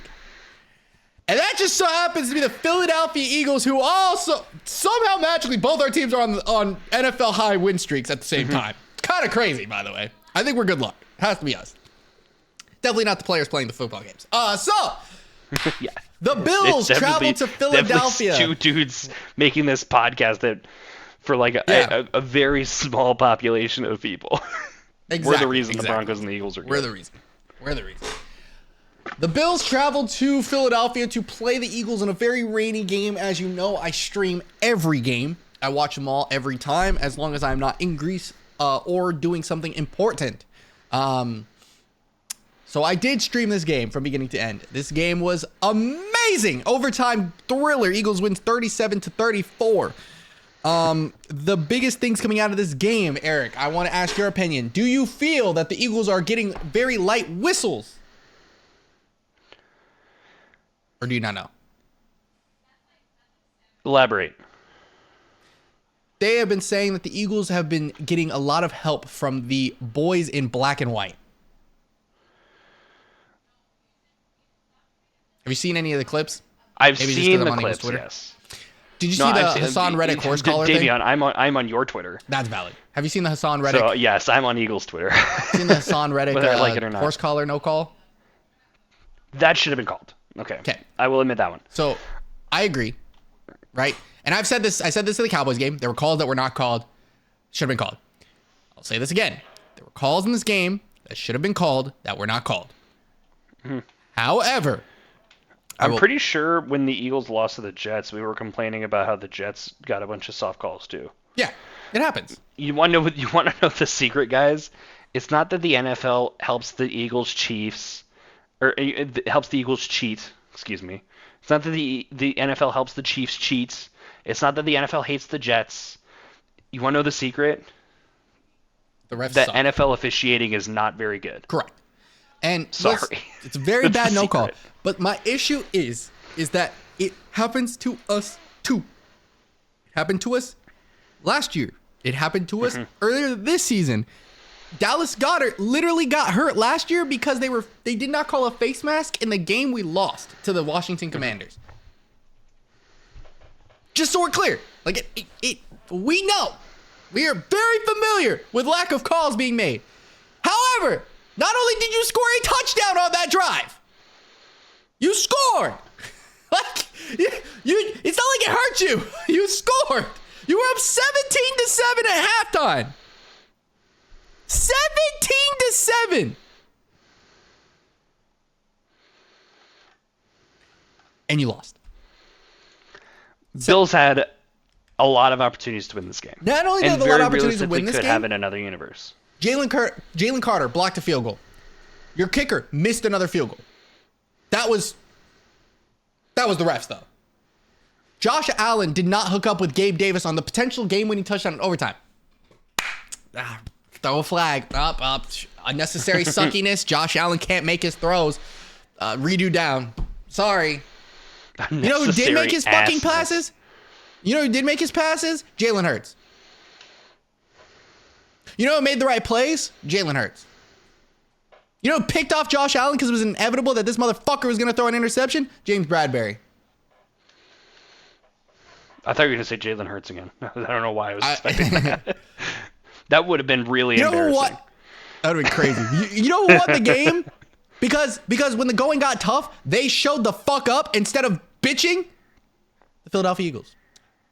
Jake Elliott made a 59-yard field goal after Jason Kelce got called for 2 false starts. Not one, but 2 back-to-back false starts. It's so making a 49-yard kick in the rain to a 59-yard kick in the rain. And Jake Elliott, by the way, is the motherfucking best kicker in the league, and I will die on this hill now. He is undefeated in clutch time. When we are down by 3 or need a field goal to win a game in fourth quarter overtime, this nigga has made 9 of 9 in his career. 9 of motherfucking 9. He has not missed one of those bitches. He does not care. 61 yards against the Giants. 59 yards in the rain, windy as hell in Philadelphia against the Bills. He's him. He's fucking I'm sure him. you saw Your this kicker stat, missed a 'cause chip shot. I'm sure you saw this stat because I'm pretty sure I saw it from you retweeting it. He's insane. Jake Elliott is 4 for 4 in his career on 58-plus yard field goals. Would you like to know some statistics of some other? You want to know some statistics of some other kickers who Yes, on I'd love 58-yard to. field goals? I'd love to hear some. Justin Hit me. Tucker, I believe, is 3 of 13. Interesting. Adam Vinatieri He's had 3 is times as 0 many for 2. opportunities. 0 for 2. Just Adam Vinatieri is the Tuck, GOAT. Is 0 for 2. Tuck, 0 for 2. GOAT. Tuck, 3 for 13. Has had three times as many chances to make that yardage. He's made 3 of them. Continue. I want to than Jake Elliott, say Sebastian Janikowski was the other name on that list, and I want to say he was like 7 of 14 or something like that. Which pretty good. That's actually pretty solid. I have to give him props for that. That's not bad for 50%'s Jano, not bad. you know. No, that's 50%'s not bad. Honestly, I think I mean- 50%'s not bad for that yardage. Let's just be clear. For a 58-yard plus field goal, yeah, that's not bad. Yes. Yeah, And like you know what's listen, crazy is 2 of those 4 we've have had been this to tie. conversation. Yeah. We've had this Have been to conversation tie or before. win. Where, like, listen, LeBron James is the GOAT, but LeBron James is not the best player in the NBA. You know? Right. Correct. Justin Tucker is the GOAT, but Justin Tucker is not the best kicker in the NFL anymore. No, it's Jake Elliott, and it's not even close anymore. It's probably Jake Elliott. I'm sorry. You know who else might be up there and deserves more props? Mr. Young Hui Koo. I say this all the time, but he's like the most accurate kicker in the NFL right now. It's crazy. I don't know how. It's crazy because wasn't there a period of time where he was on the Chargers and he was like ass? He was on the Chargers practice squad. He missed a bunch of field goals, and then they cut him, and then they haven't had a consistent kicker since. Yeah. But the Falcons were like, sure. Well, We'll didn't take that happen him. with Jake Elliott? Wasn't he on the Bengals He was before? on the Bengals practice squad, and we snatched him up. I quote Yeah. tweeted that when he made that field goal. I said, man, that's franchise changing, isn't it? Right. Dude, we love Jake Elliott. Jake Elliott's the GOAT. Yeah, so in overtime, instead of getting the game-winning touchdown, Bills, you guys had to settle for a field goal and then watch Josh Allen's got to sit on the sideline and watch Jalen Hurts dick his team down for a solid 3-4 minutes. And then QB, and then, just once again, to shut you motherfuckers up who talk about him not being able to run in, he ran a 12-yard touchdown in to win the football game. But he only makes 1-yard touchdowns. 10-1, bitches. First team to 10 wins. Listen, I have pro penises. Eagles. Why'd you got to get all medical on me? I didn't like that. Why'd you use their government name? I said the whole episode. I said, go Philadelphia Eagles. That was vile. Ugh. Are we allowed to do that as the cold open? Is that allowed? Is that like, can we do that? Maybe. Anyways, I totally lost my train of thought. I don't even remember what I wanted to say. You're the biggest pro Eagle guy. Okay, that's right. I have pro Eagles bias because of you, my friend Davion, and I think it's funny that people hate the Eagles so much. It is. I think it's hilarious. I don't mind. I get it. I understand. I get it. Yeah. You hate the best. Like, without condemning or condoning, I understand why people don't like the Eagles. So do I, and I'm the fan. Like, I get it. I get it. But, you know, what I hate to say is that was, like, people are always like, oh, the Eagles made it close. I'm like, can you just appreciate the fact that the other team played fucking well? Like, the Eagles didn't just give up a bunch of points. Like, Josh Allen actually had a great football game. It was my like favorite tweets are the ones career that are, defining, and he lost again. Yeah, my favorite tweets are the ones that are like, the Eagles are like the worst 10-1 team I've ever seen. Yeah, like, what do you mean by that? I'm pretty sure I remember the Steelers like 2-3 years ago. The Cardinals that were having a very similar experience. That was an ass 10-1 team. The Cardinals were worse than this team. That like 11-0 Cardinals team was worse than this team. Yeah. Yeah. Anyway, we're gonna win the 1 seed, right? And then not have to worry about getting bounced in the first. You know what's crazy? They were saying that about us last season, that we were gonna get bounced in the wild card, and I was like, we're not even gonna play in the wild card. Checkmate. I'm like, you got to worry about your team getting out of the wild card before speaking to us. Like, we're in the club. You're still working to get in. Calm down. Anyway, okay. Jalen Hurts had one of the greatest games I've ever seen. 5 touchdowns, by the way, just so we're clear. He had 5 tutties. He had 3 in the air. 1 to A.J. Brown, 1 to Devontae Smith, and 1 to Zacchaeus. Did you see the pass to Zacchaeus, by the way? I did see that one. That was an MVP moment. Let me tell you, that was goated. We'll love that. Yeah, Jalen Hurts is currently the favorite to win the MVP. I mean, he deserves it. With Eagles biased, I'm assuming that's accurate. I mean, unbiased, do you think that's accurate? Yes. The fuck? I don't think there's any, like, I don't think the honestly, you know this is who my top 5 are. Hurts, Lamar. I think those two have been playing out of their minds. Let me just clarify. Lamar's been playing phenomenal. I think Hurts has a slight edge because of how good the Eagles have been. That's it. Okay? It's my humble opinion. That's as unbiased as possible. I think Patrick Mahomes should always be in the conversation because he's like LeBron James. Like, if he's not in the conversation, I question it. You know what I mean? Mm-hmm. Christian McCaffrey should be in the conversation. He is the reason the Niners are good. Not Brock Purdy. Not fucking Brock Purdy. Christian McCaffrey is the reason that their offense Brock Purdy helps, but Christian McCaffrey is the reason. Yes. Like, I love A.J. Brown. I love Devontae Smith. I love Swift. I love Kelsey. Hurts makes the team go round. Because the minute we plugged in Gardner Minshew, we got cooked. You only told me 4. Give me your 5th. Tyreek Hill. Tyreek Hill definitely deserves it. Okay. I think those 5. I think are my. If you ignore A, quarterback bias, and B, that Jalen Hurts is the quarterback of the best team in the league right now bias. If you ignore that fact, right, and just talk strictly on play and play alone, who is the MVP and the most valuable player on their team, it's Tyreek Hill, in my opinion. Okay. Yeah, I respect that. I think Tyreek Hill deserves I think he deserves maybe, like, arguably top 3 voting. Like, he is playing amazing. He's the reason the Dolphins are able to succeed, in my humble opinion. I don't see a reason why it's not him and CMC that are Opoys. Yeah, at this point. They no doubt, they are. If we're talking they're like they've run away with it. Yeah, if we're talking strictly quarterback play, like you said, the top three right now are Hurts, Lamar, and Mahomes, and I feel Hurts is having a much better year than either of the two of them. Yeah, and let me also clarify. With Dak quarterback is right bias, there too. yes.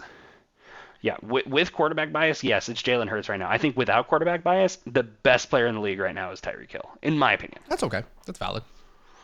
We can agree to disagree. Speaking of Patrick Mahomes.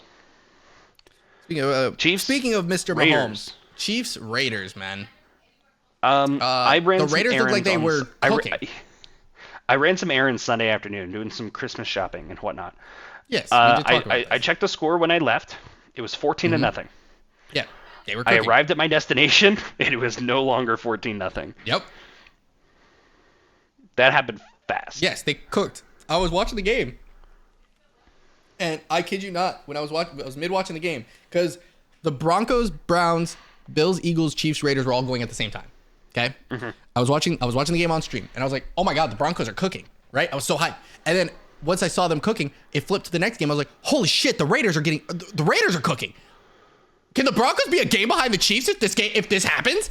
Wait a minute! Like I was like all these scenarios, and then it was 14-14. I was like, okay, never mind. Look, Never mind. It's over. Bye bye. all right, 2 games still. Don't worry about it. It was funny. Yeah, I mean, Chiefs win big after a pretty big loss last week to Philly. They needed that win for sure. Divisional win, never easy. Even if it's the Raiders, even if it's in Vegas, Especially even if on the it's road. Kansas City, that's an important win. Yeah. One of the bigger things that I noticed from this game is Travis Kelce. I am obviously a big fan of Jason Kelce for obvious reasons. I am a big fan of Travis Kelce. I love how he carries himself. I like his personality. As far as I'm concerned, he is the best tight end ever. I really love everything about Kelce. Okay, I love him. I watch New Heights. Shocker. I'm shocked. You're shocked. I didn't see that coming. You're shocked. Love the show. I think everybody's watching New Heights at this. It's so good. Katie's watching New Heights. Honestly, Crystal, they're watching point. shows right now. It's New Heights. I know.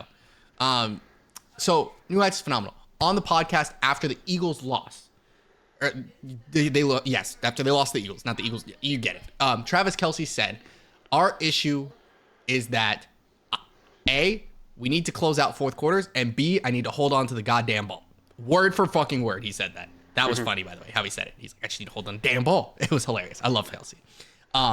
Yeah. This is what they did this game. They started off slow and got hot late, which is really good for them because they've struggled to score points late in games, and they did a good job doing it. They did not score in the entire second half of the Eagles game. They did not put up a point in the second half. They did so on the Raiders, and they should continue to ride this momentum going into next week, which would be really good for them. So I'm happy for the Chiefs. I genuinely like the Chiefs. I really wish more fan bases got along with us like the Chiefs get along with us. But yeah, I mean, I like Chiefs fans. I think Chiefs are cool. If I want to play another team in the Super Bowl, I would love the Kelce Bowl 2.0. I'm gonna be honest with you. However, that's number 2 to always Eagles versus Broncos in the Super Bowl. I'll tell you that much. That I really like what the Chiefs brought to the table today. Raiders, you guys are no shame, genuinely no shame in this L. Not a single drop of shame. I think you guys played really well, and you just ran into walls late. I mean, yeah, the Raiders have an interim head coach. Correct. Yeah. What are they supposed to do? Yeah. I'm not mad about that. The Chiefs than I did the Eagles this week. That's crazy. That's not true. That's straight up false. That did not happen. Yeah, you're right. Even a little bit, Davion. Are you on crack? Correct. You're correct. It did not happen. Yes, actually. Anyways, so after some decent Thursday night primetime games, we got some ass-made primetime games. Chargers. Sunday night, suck. Ravens Chargers was not very good. Monday night, Bears Vikings was not very good. Suck, man. Chargers suck, man. Yeah, I believe coming out of Staley, the why LA, is he still a coach? If it makes you feel better, coming out of the LA organization is Brandon Staley will not be the coach of the LA Chargers next year. I believe, quote, barring a miracle. He needs to not be the head coach going into week 14. Yeah, he needs to not be I the don't care. head coach approximately like 8 a.m. on Monday, What? December 4th. If the Chargers lose to the Patriots, for sure, dude, get him out of town. Yeah, if the Chargers lose to the Patriots in New England, he needs to be the owner needs to be at the tunnel, telling him you need to have your own ride home. No joke. I'm not even remotely kidding. He needs to get fired on the walk in the tunnel. Owner needs to shake his hand and say, goodbye. Yeah. I don't care what else you got to say. Just you're out. We're letting you go. So, yeah, I can't do that no more. I can't stand it. I feel for you Chargers fans. I'm so sorry. And then Monday night was just no better. Bears and Vikings. Bears win though, so good for them. Bears do win. Josh Dobbs threw 4 interceptions, so the Josh Dobbs miracle run has ended. It was fun while it lasted, though. It was cool. fun while it lasted. It was like Taylor Heineke. He was cooking, and then he just stopped cooking one game. Never cooked again. And he gets to recuperate, though. He's going into a bye week. Mm-hmm. So, yeah. R.I.P., bro. Good luck. Yeah, that's all I have to say. I have nothing. The Bears did not score a single touchdown, I'm pretty sure. They scored 4 field goals. I don't believe that's true. Understand. Oh. Am I wrong? No, I believe that is accurate, because I remember seeing a statistic that it is a funny meme that the Bears were like the first team to win without scoring a touchdown since whatever, blah, blah, blah, blah, blah. Something like that. Okay. And somebody had cropped it to where it says the Bears are the first team to win without scoring. Because that is kind of what it felt like. Kind of true. It was 4 for 5 from Cairo Santos. He even missed a field goal, and they won. Yeah. Anyways, 4 interceptions. Yeah, that's tough, bro. Let's head into week number 13. First of all, for all you fantasy nuts out there, Buymageddon 2 is upon us. Yes. Bears, Bills, Giants, Raiders, Ravens, Vikings, all on bye this week. We have 6 teams on bye. We got 2 more next week, Cardinals, Commanders, and then bye weeks are over for the rest of the year. Which is nuts. I can't believe it's already week 13, dude. Yeah, Didn't the season start yesterday? Yeah, right? Eagles were winning a game in where? Yeah. I don't even know who we played week 1. That's how crazy long it's been. It still feels like it's week 7. I'm going to pretend anything before that didn't happen. Okay, anyways, Thursday night. We'd both still be 5-0 as far as I'm concerned. Thursday nights, Seahawks, Cowboys. Yeah, this is a game. 2 of these teams coming off games from Thanksgiving. Should be an interesting game because I think the Cowboys are one of the top dogs in the NFC, and I think the Seahawks are one of the above-average teams in the NFC. It's in Dallas, which kind of leads me in the favor of picking the Cowboys, and I'm doing exactly that. I'm going with the Cowboys. Same. I hate how often I've picked the Cowboys this year, but it just feels like they're so good, especially in Dallas. I don't think they've lost a game in Dallas yet this season. So, week 14 that might change, but the week 13 that's just not happening. In my humble opinion. Give me them boys. Okay, Sunday morning, we got an AFC South matchup: Colts and Titans in Nashville. This is a big game for these teams. The Titans, like we said, are on the outside of the outside looking in, but this win could put them into the outside looking in section. Colts are there. They're in. They need to continue to win to stay in.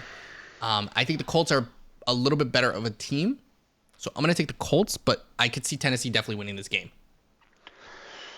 I think Indy is the better team.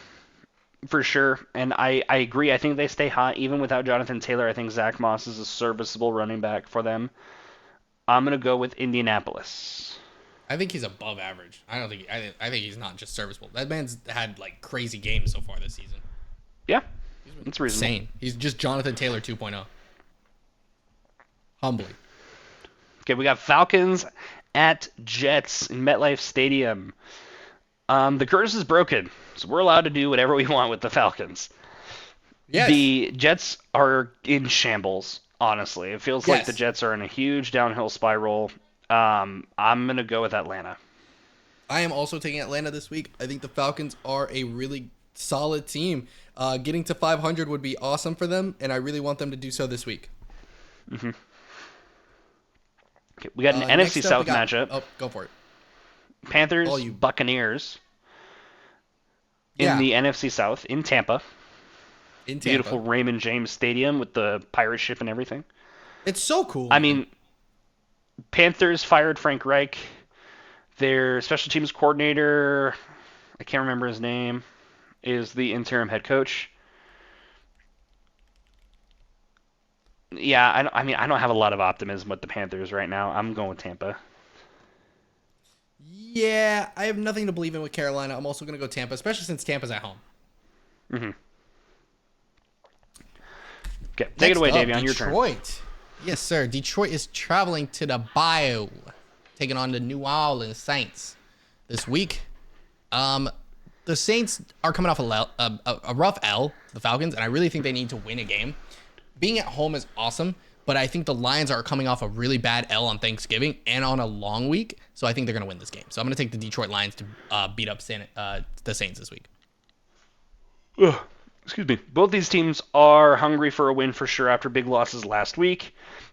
I think Detroit coming off the long week and the fact that Detroit, I think, is an objectively better team than New Orleans gives them the edge. I'm also going Lions.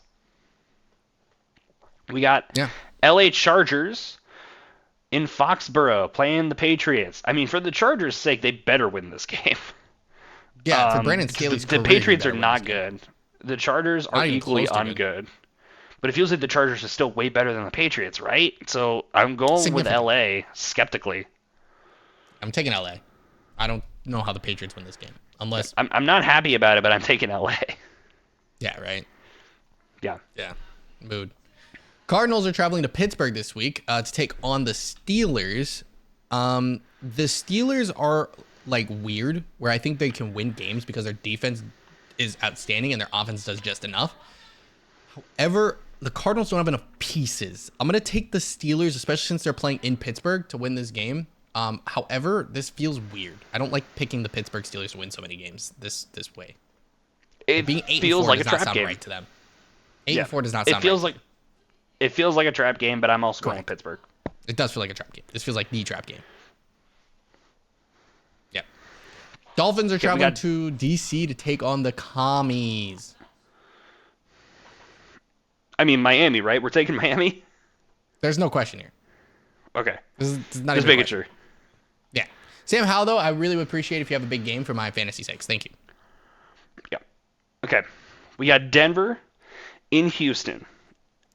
This if not for the game we're about to talk about, this is the biggest game of the week. Yeah, same thing. This is top two. Surprising that we're going to be the best two games of the week, right? This is top two, and it unfortunately isn't one. Yeah, it's not one. This could potentially have huge implications on the AFC playoff picture. Not potentially. This does have huge impacts on the playoff picture. This is like one of the biggest games of the season for these two teams because these teams have the same record, if I'm not mistaken. Mm-hmm. Yep. Texans are currently the 8 seed. Broncos are currently the 9 seed. Exactly. Winning this game gives you the tiebreaker over the other. It could be the difference between making it and not into the AFC playoffs. Yeah. So, having these tiebreakers are so important. Texans coming off a loss. Game right now.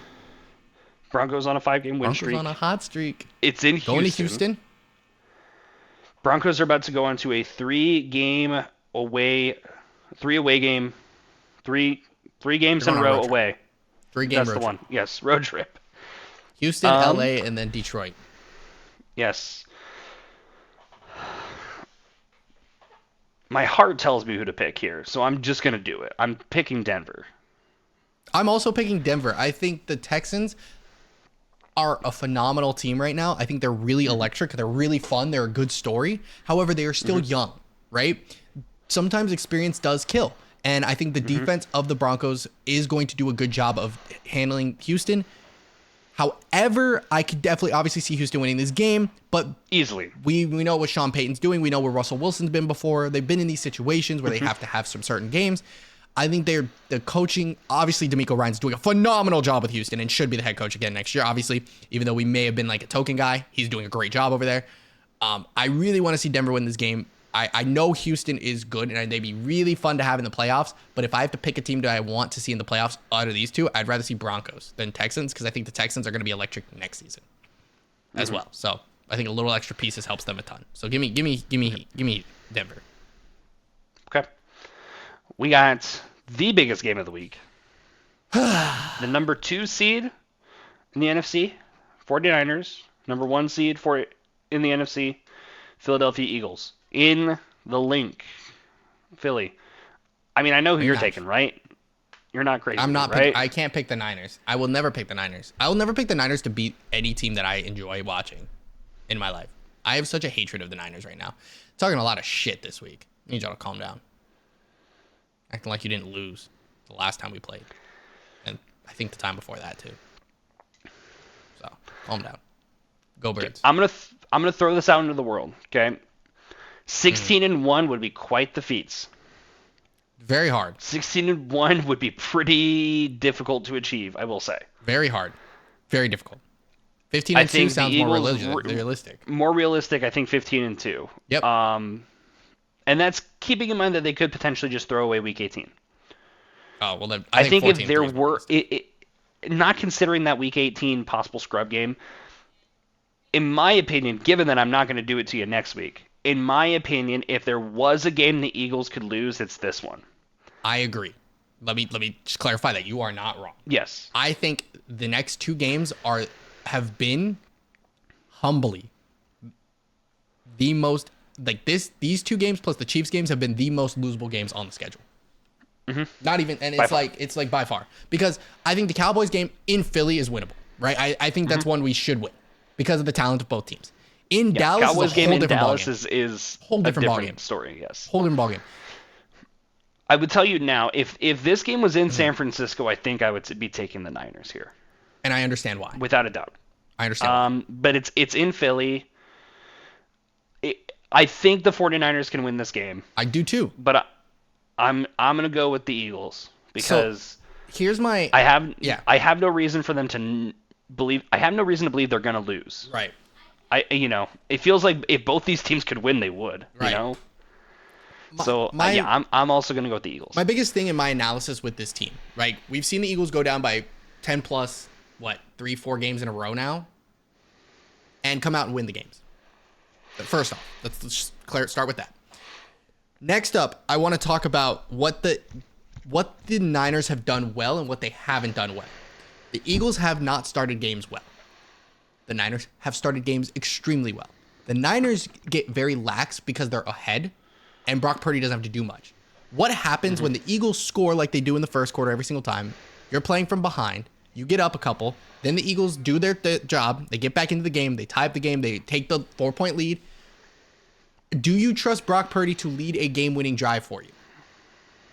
Because I have not seen him do it yet. Like, not one time.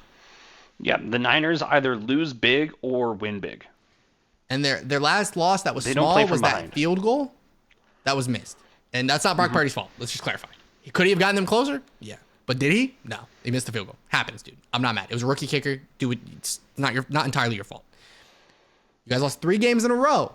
Just want to clarify that too. Because you guys were missing players. And I understand. However, with Christian McCaffrey being your running back, we all know how electric he is. We also know even when you guys did not have a quarterback, he did not do shit outside the one big run. We are better on the defensive line this season than last season. We lost Hargrave to y'all. We got Jordan Davis playing actual, real minutes now. Jalen Carter. Defensive Rookie of the Year. Yeah. Anyway, he's up there. I think Witherspoon might get it, but who else it would be? maybe Devon Witherspoon on the Seahawks. He's been playing really well. Yeah. But, right? Cornerbacks have been kind of getting cooked, but you don't throw the ball deep very often. Like these other teams have been. Ayuk is good, but you're not throwing deep to him. You're throwing those middies and letting him get a lot of yak. McCaffrey getting a lot of yak. Debo has been running the ball a lot lately, by the way. He's been getting handoffs. I like what you guys do over there, and I'm not saying we're going to blow out the Niners, just for clarification. I don't think we're smoking y'all. I think you guys are going to have a harder time beating us than we're going to have a harder time beating you. That's my mindset. You guys are going to have to work a lot harder than I think you've needed to recently. Just my humble opinion. That's just unbiased. I really am trying to be unbiased about that. Do I think we could lose this game? Yeah, I think Christian McCaffrey could end up running for like 200 fucking yards and scoring 3 touchdowns on us. Like, genuinely. However, Brock Purdy, I think, is the one that's going to have to carve us up this game. If you win, it has to be on the back of Brock Purdy, not Christian McCaffrey. I'm going to be honest with you. Because I think we stop the run better than a lot of other teams. And vice versa. I think we're going to have to lean on Jalen Hurts, but he's already won the games this season. So, yeah, go Birds. Okay. Browns at Rams. Browns-Rams. Interesting game, interconference game. Both these teams They're like in the same spot. But they're not in the same spot. Because the Browns are better but feel worse, and the Rams are worse but feel better. Yes. So they're like in the same spot in their conferences, aren't they? They're like the same, like one of those teams is in the playoffs, the other one's just like right outside. Yeah. Yeah. Record-wise, the Rams are much less off than the Browns, but it feels like they're the better team. Plus, it's in SoFi. We don't know what's happening with the Browns quarterback situation right now. I'm going to go with LA. Yeah, something I've noticed with LA, though, especially in that Seahawks game, was their defense, their offense had a tough time scoring against good defenses, and I think the Browns have one of the best defenses in the league. Mm-hmm. So I'm going to take the Browns to actually pull out the upset this week. I think their defense is going to do just over the top, and I think regardless of who's on the field, I think their offense can do just enough. I keep forgetting, you know who else is on this team, and I keep forgetting they exist? Amari Cooper. That's true. I keep forgetting he's on the Browns. He's just not Amari Cooper and Elijah Moore are on the Browns, aren't they? Solid receivers. David Njoku, they have good targets. Yeah. Don't have someone to throw to him because yeah. Okay. Chiefs and Packers. Sunday night football. Chiefs, Packers. We got a rematch of the original Super Bowl. First one? Super Bowl 1 was Chiefs, Packers. Packers annihilated the Chiefs in that Super Bowl. Sounds about right. Yeah, that's what started it all. Packers won 35-10. Packers won the next Super Bowl, and that's why Super Bowl 3 is so important, because back then it was when it was in the NFL and the AFL. Mm-hmm. And it was the Baltimore Colts playing the New York Jets, which is not one you will ever see again in the Super Bowl, which is fun because they obviously physically can't play each other in the Super Bowl anymore. Right. And the Jets pulled off the upset. And at the time, there was this narrative that the NFL was just far better than the AFL, and the AFL, it might have disbanded if the Jets didn't win that game. That's crazy. So we owe the Packers a lot, making the third Super Bowl that much more of an upset. There you go. And I think the Packers need a big upset this week if they want to stay alive in the NFC playoff race. I think the Chiefs are just leagues better than the Packers. I don't care if they're on the road in Lambeau. I'm going with Kansas City. I'm also going with Kansas City. Like I said, I really like the Chiefs, and I really would like the Super Bowl rematch. I think it'd be really fun. I think it's good for publicity. We saw what happened last year. Obviously, people upset if it happens again. You don't, the fatigue, but I'd enjoy it. I would enjoy it a lot. So, I hope we get it. But I'm going to take the Chiefs. And then that takes us to Monday. Bengals, Jaguars in Duval County.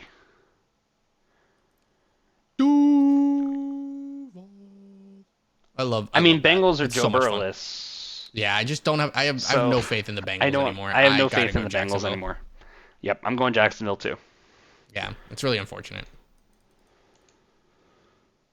Yeah, it's really unfortunate. I feel bad. So then we only have one game difference this week. Browns Rams. Yeah. I'm down 4. Sweet. I'm down 4. You are now down 4 because I went 12-4 last week in Pick'ems. You went 10-6, and I was already up 2. So now I'm up 4. You said hold my penis. You really said I took you winning the last 3 seasons personally. I did. You have no idea how personally I took it, actually. I didn't actually. I thought it was just for fun. You were serious. You were. No, it is. It is just for fun. It's embarrassing, in a way, for me. Not because I'm not mad at you. I'm jealous. Let's put it that way. Yeah. Are you mad at me for cooking? No. You cooked me. It is what it is. I'm jealous. You brought me on to be the football guy for your quirky little podcast that we would do together. And here I am getting smoked. Until this year, where you are 13-1 year. and 12-4 in back-to-back weeks. By the way, that's pretty solid. I know. Like I'm not doing bad.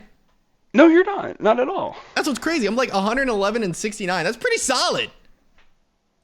But like, man, I'm down 4 still. Down 4. I think we can make a comeback. Regardless of how the week goes, as long as the Browns win, I up 1. I net 1 win. Yep. That's basically how that goes. The Rams win, then I go -1. Then I have to start looking at your schedule and seeing what I have to pick differently. So anyways, to recap, I'm taking the Cowboys, Colts, Falcons, Bucks, Lions, Chargers, Steelers, Dolphins, Broncos, Eagles, Rams, Chiefs, and Jaguars.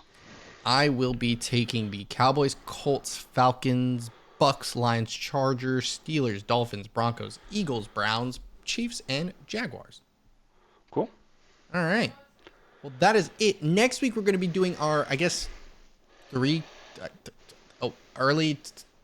predictions, award predictions. We're going to do the nice little award show. Yeah, we're getting pretty close to the end of the year, so. Yeah. I don't know. It's about that Maybe time. the last couple of weeks, we might be doing some fun things instead of just recapping every freaking game. I have to get creative with it. Maybe have some fun. We'll see. All right. Well, that is it for me. Any closing remarks from the man, the myth, the legend?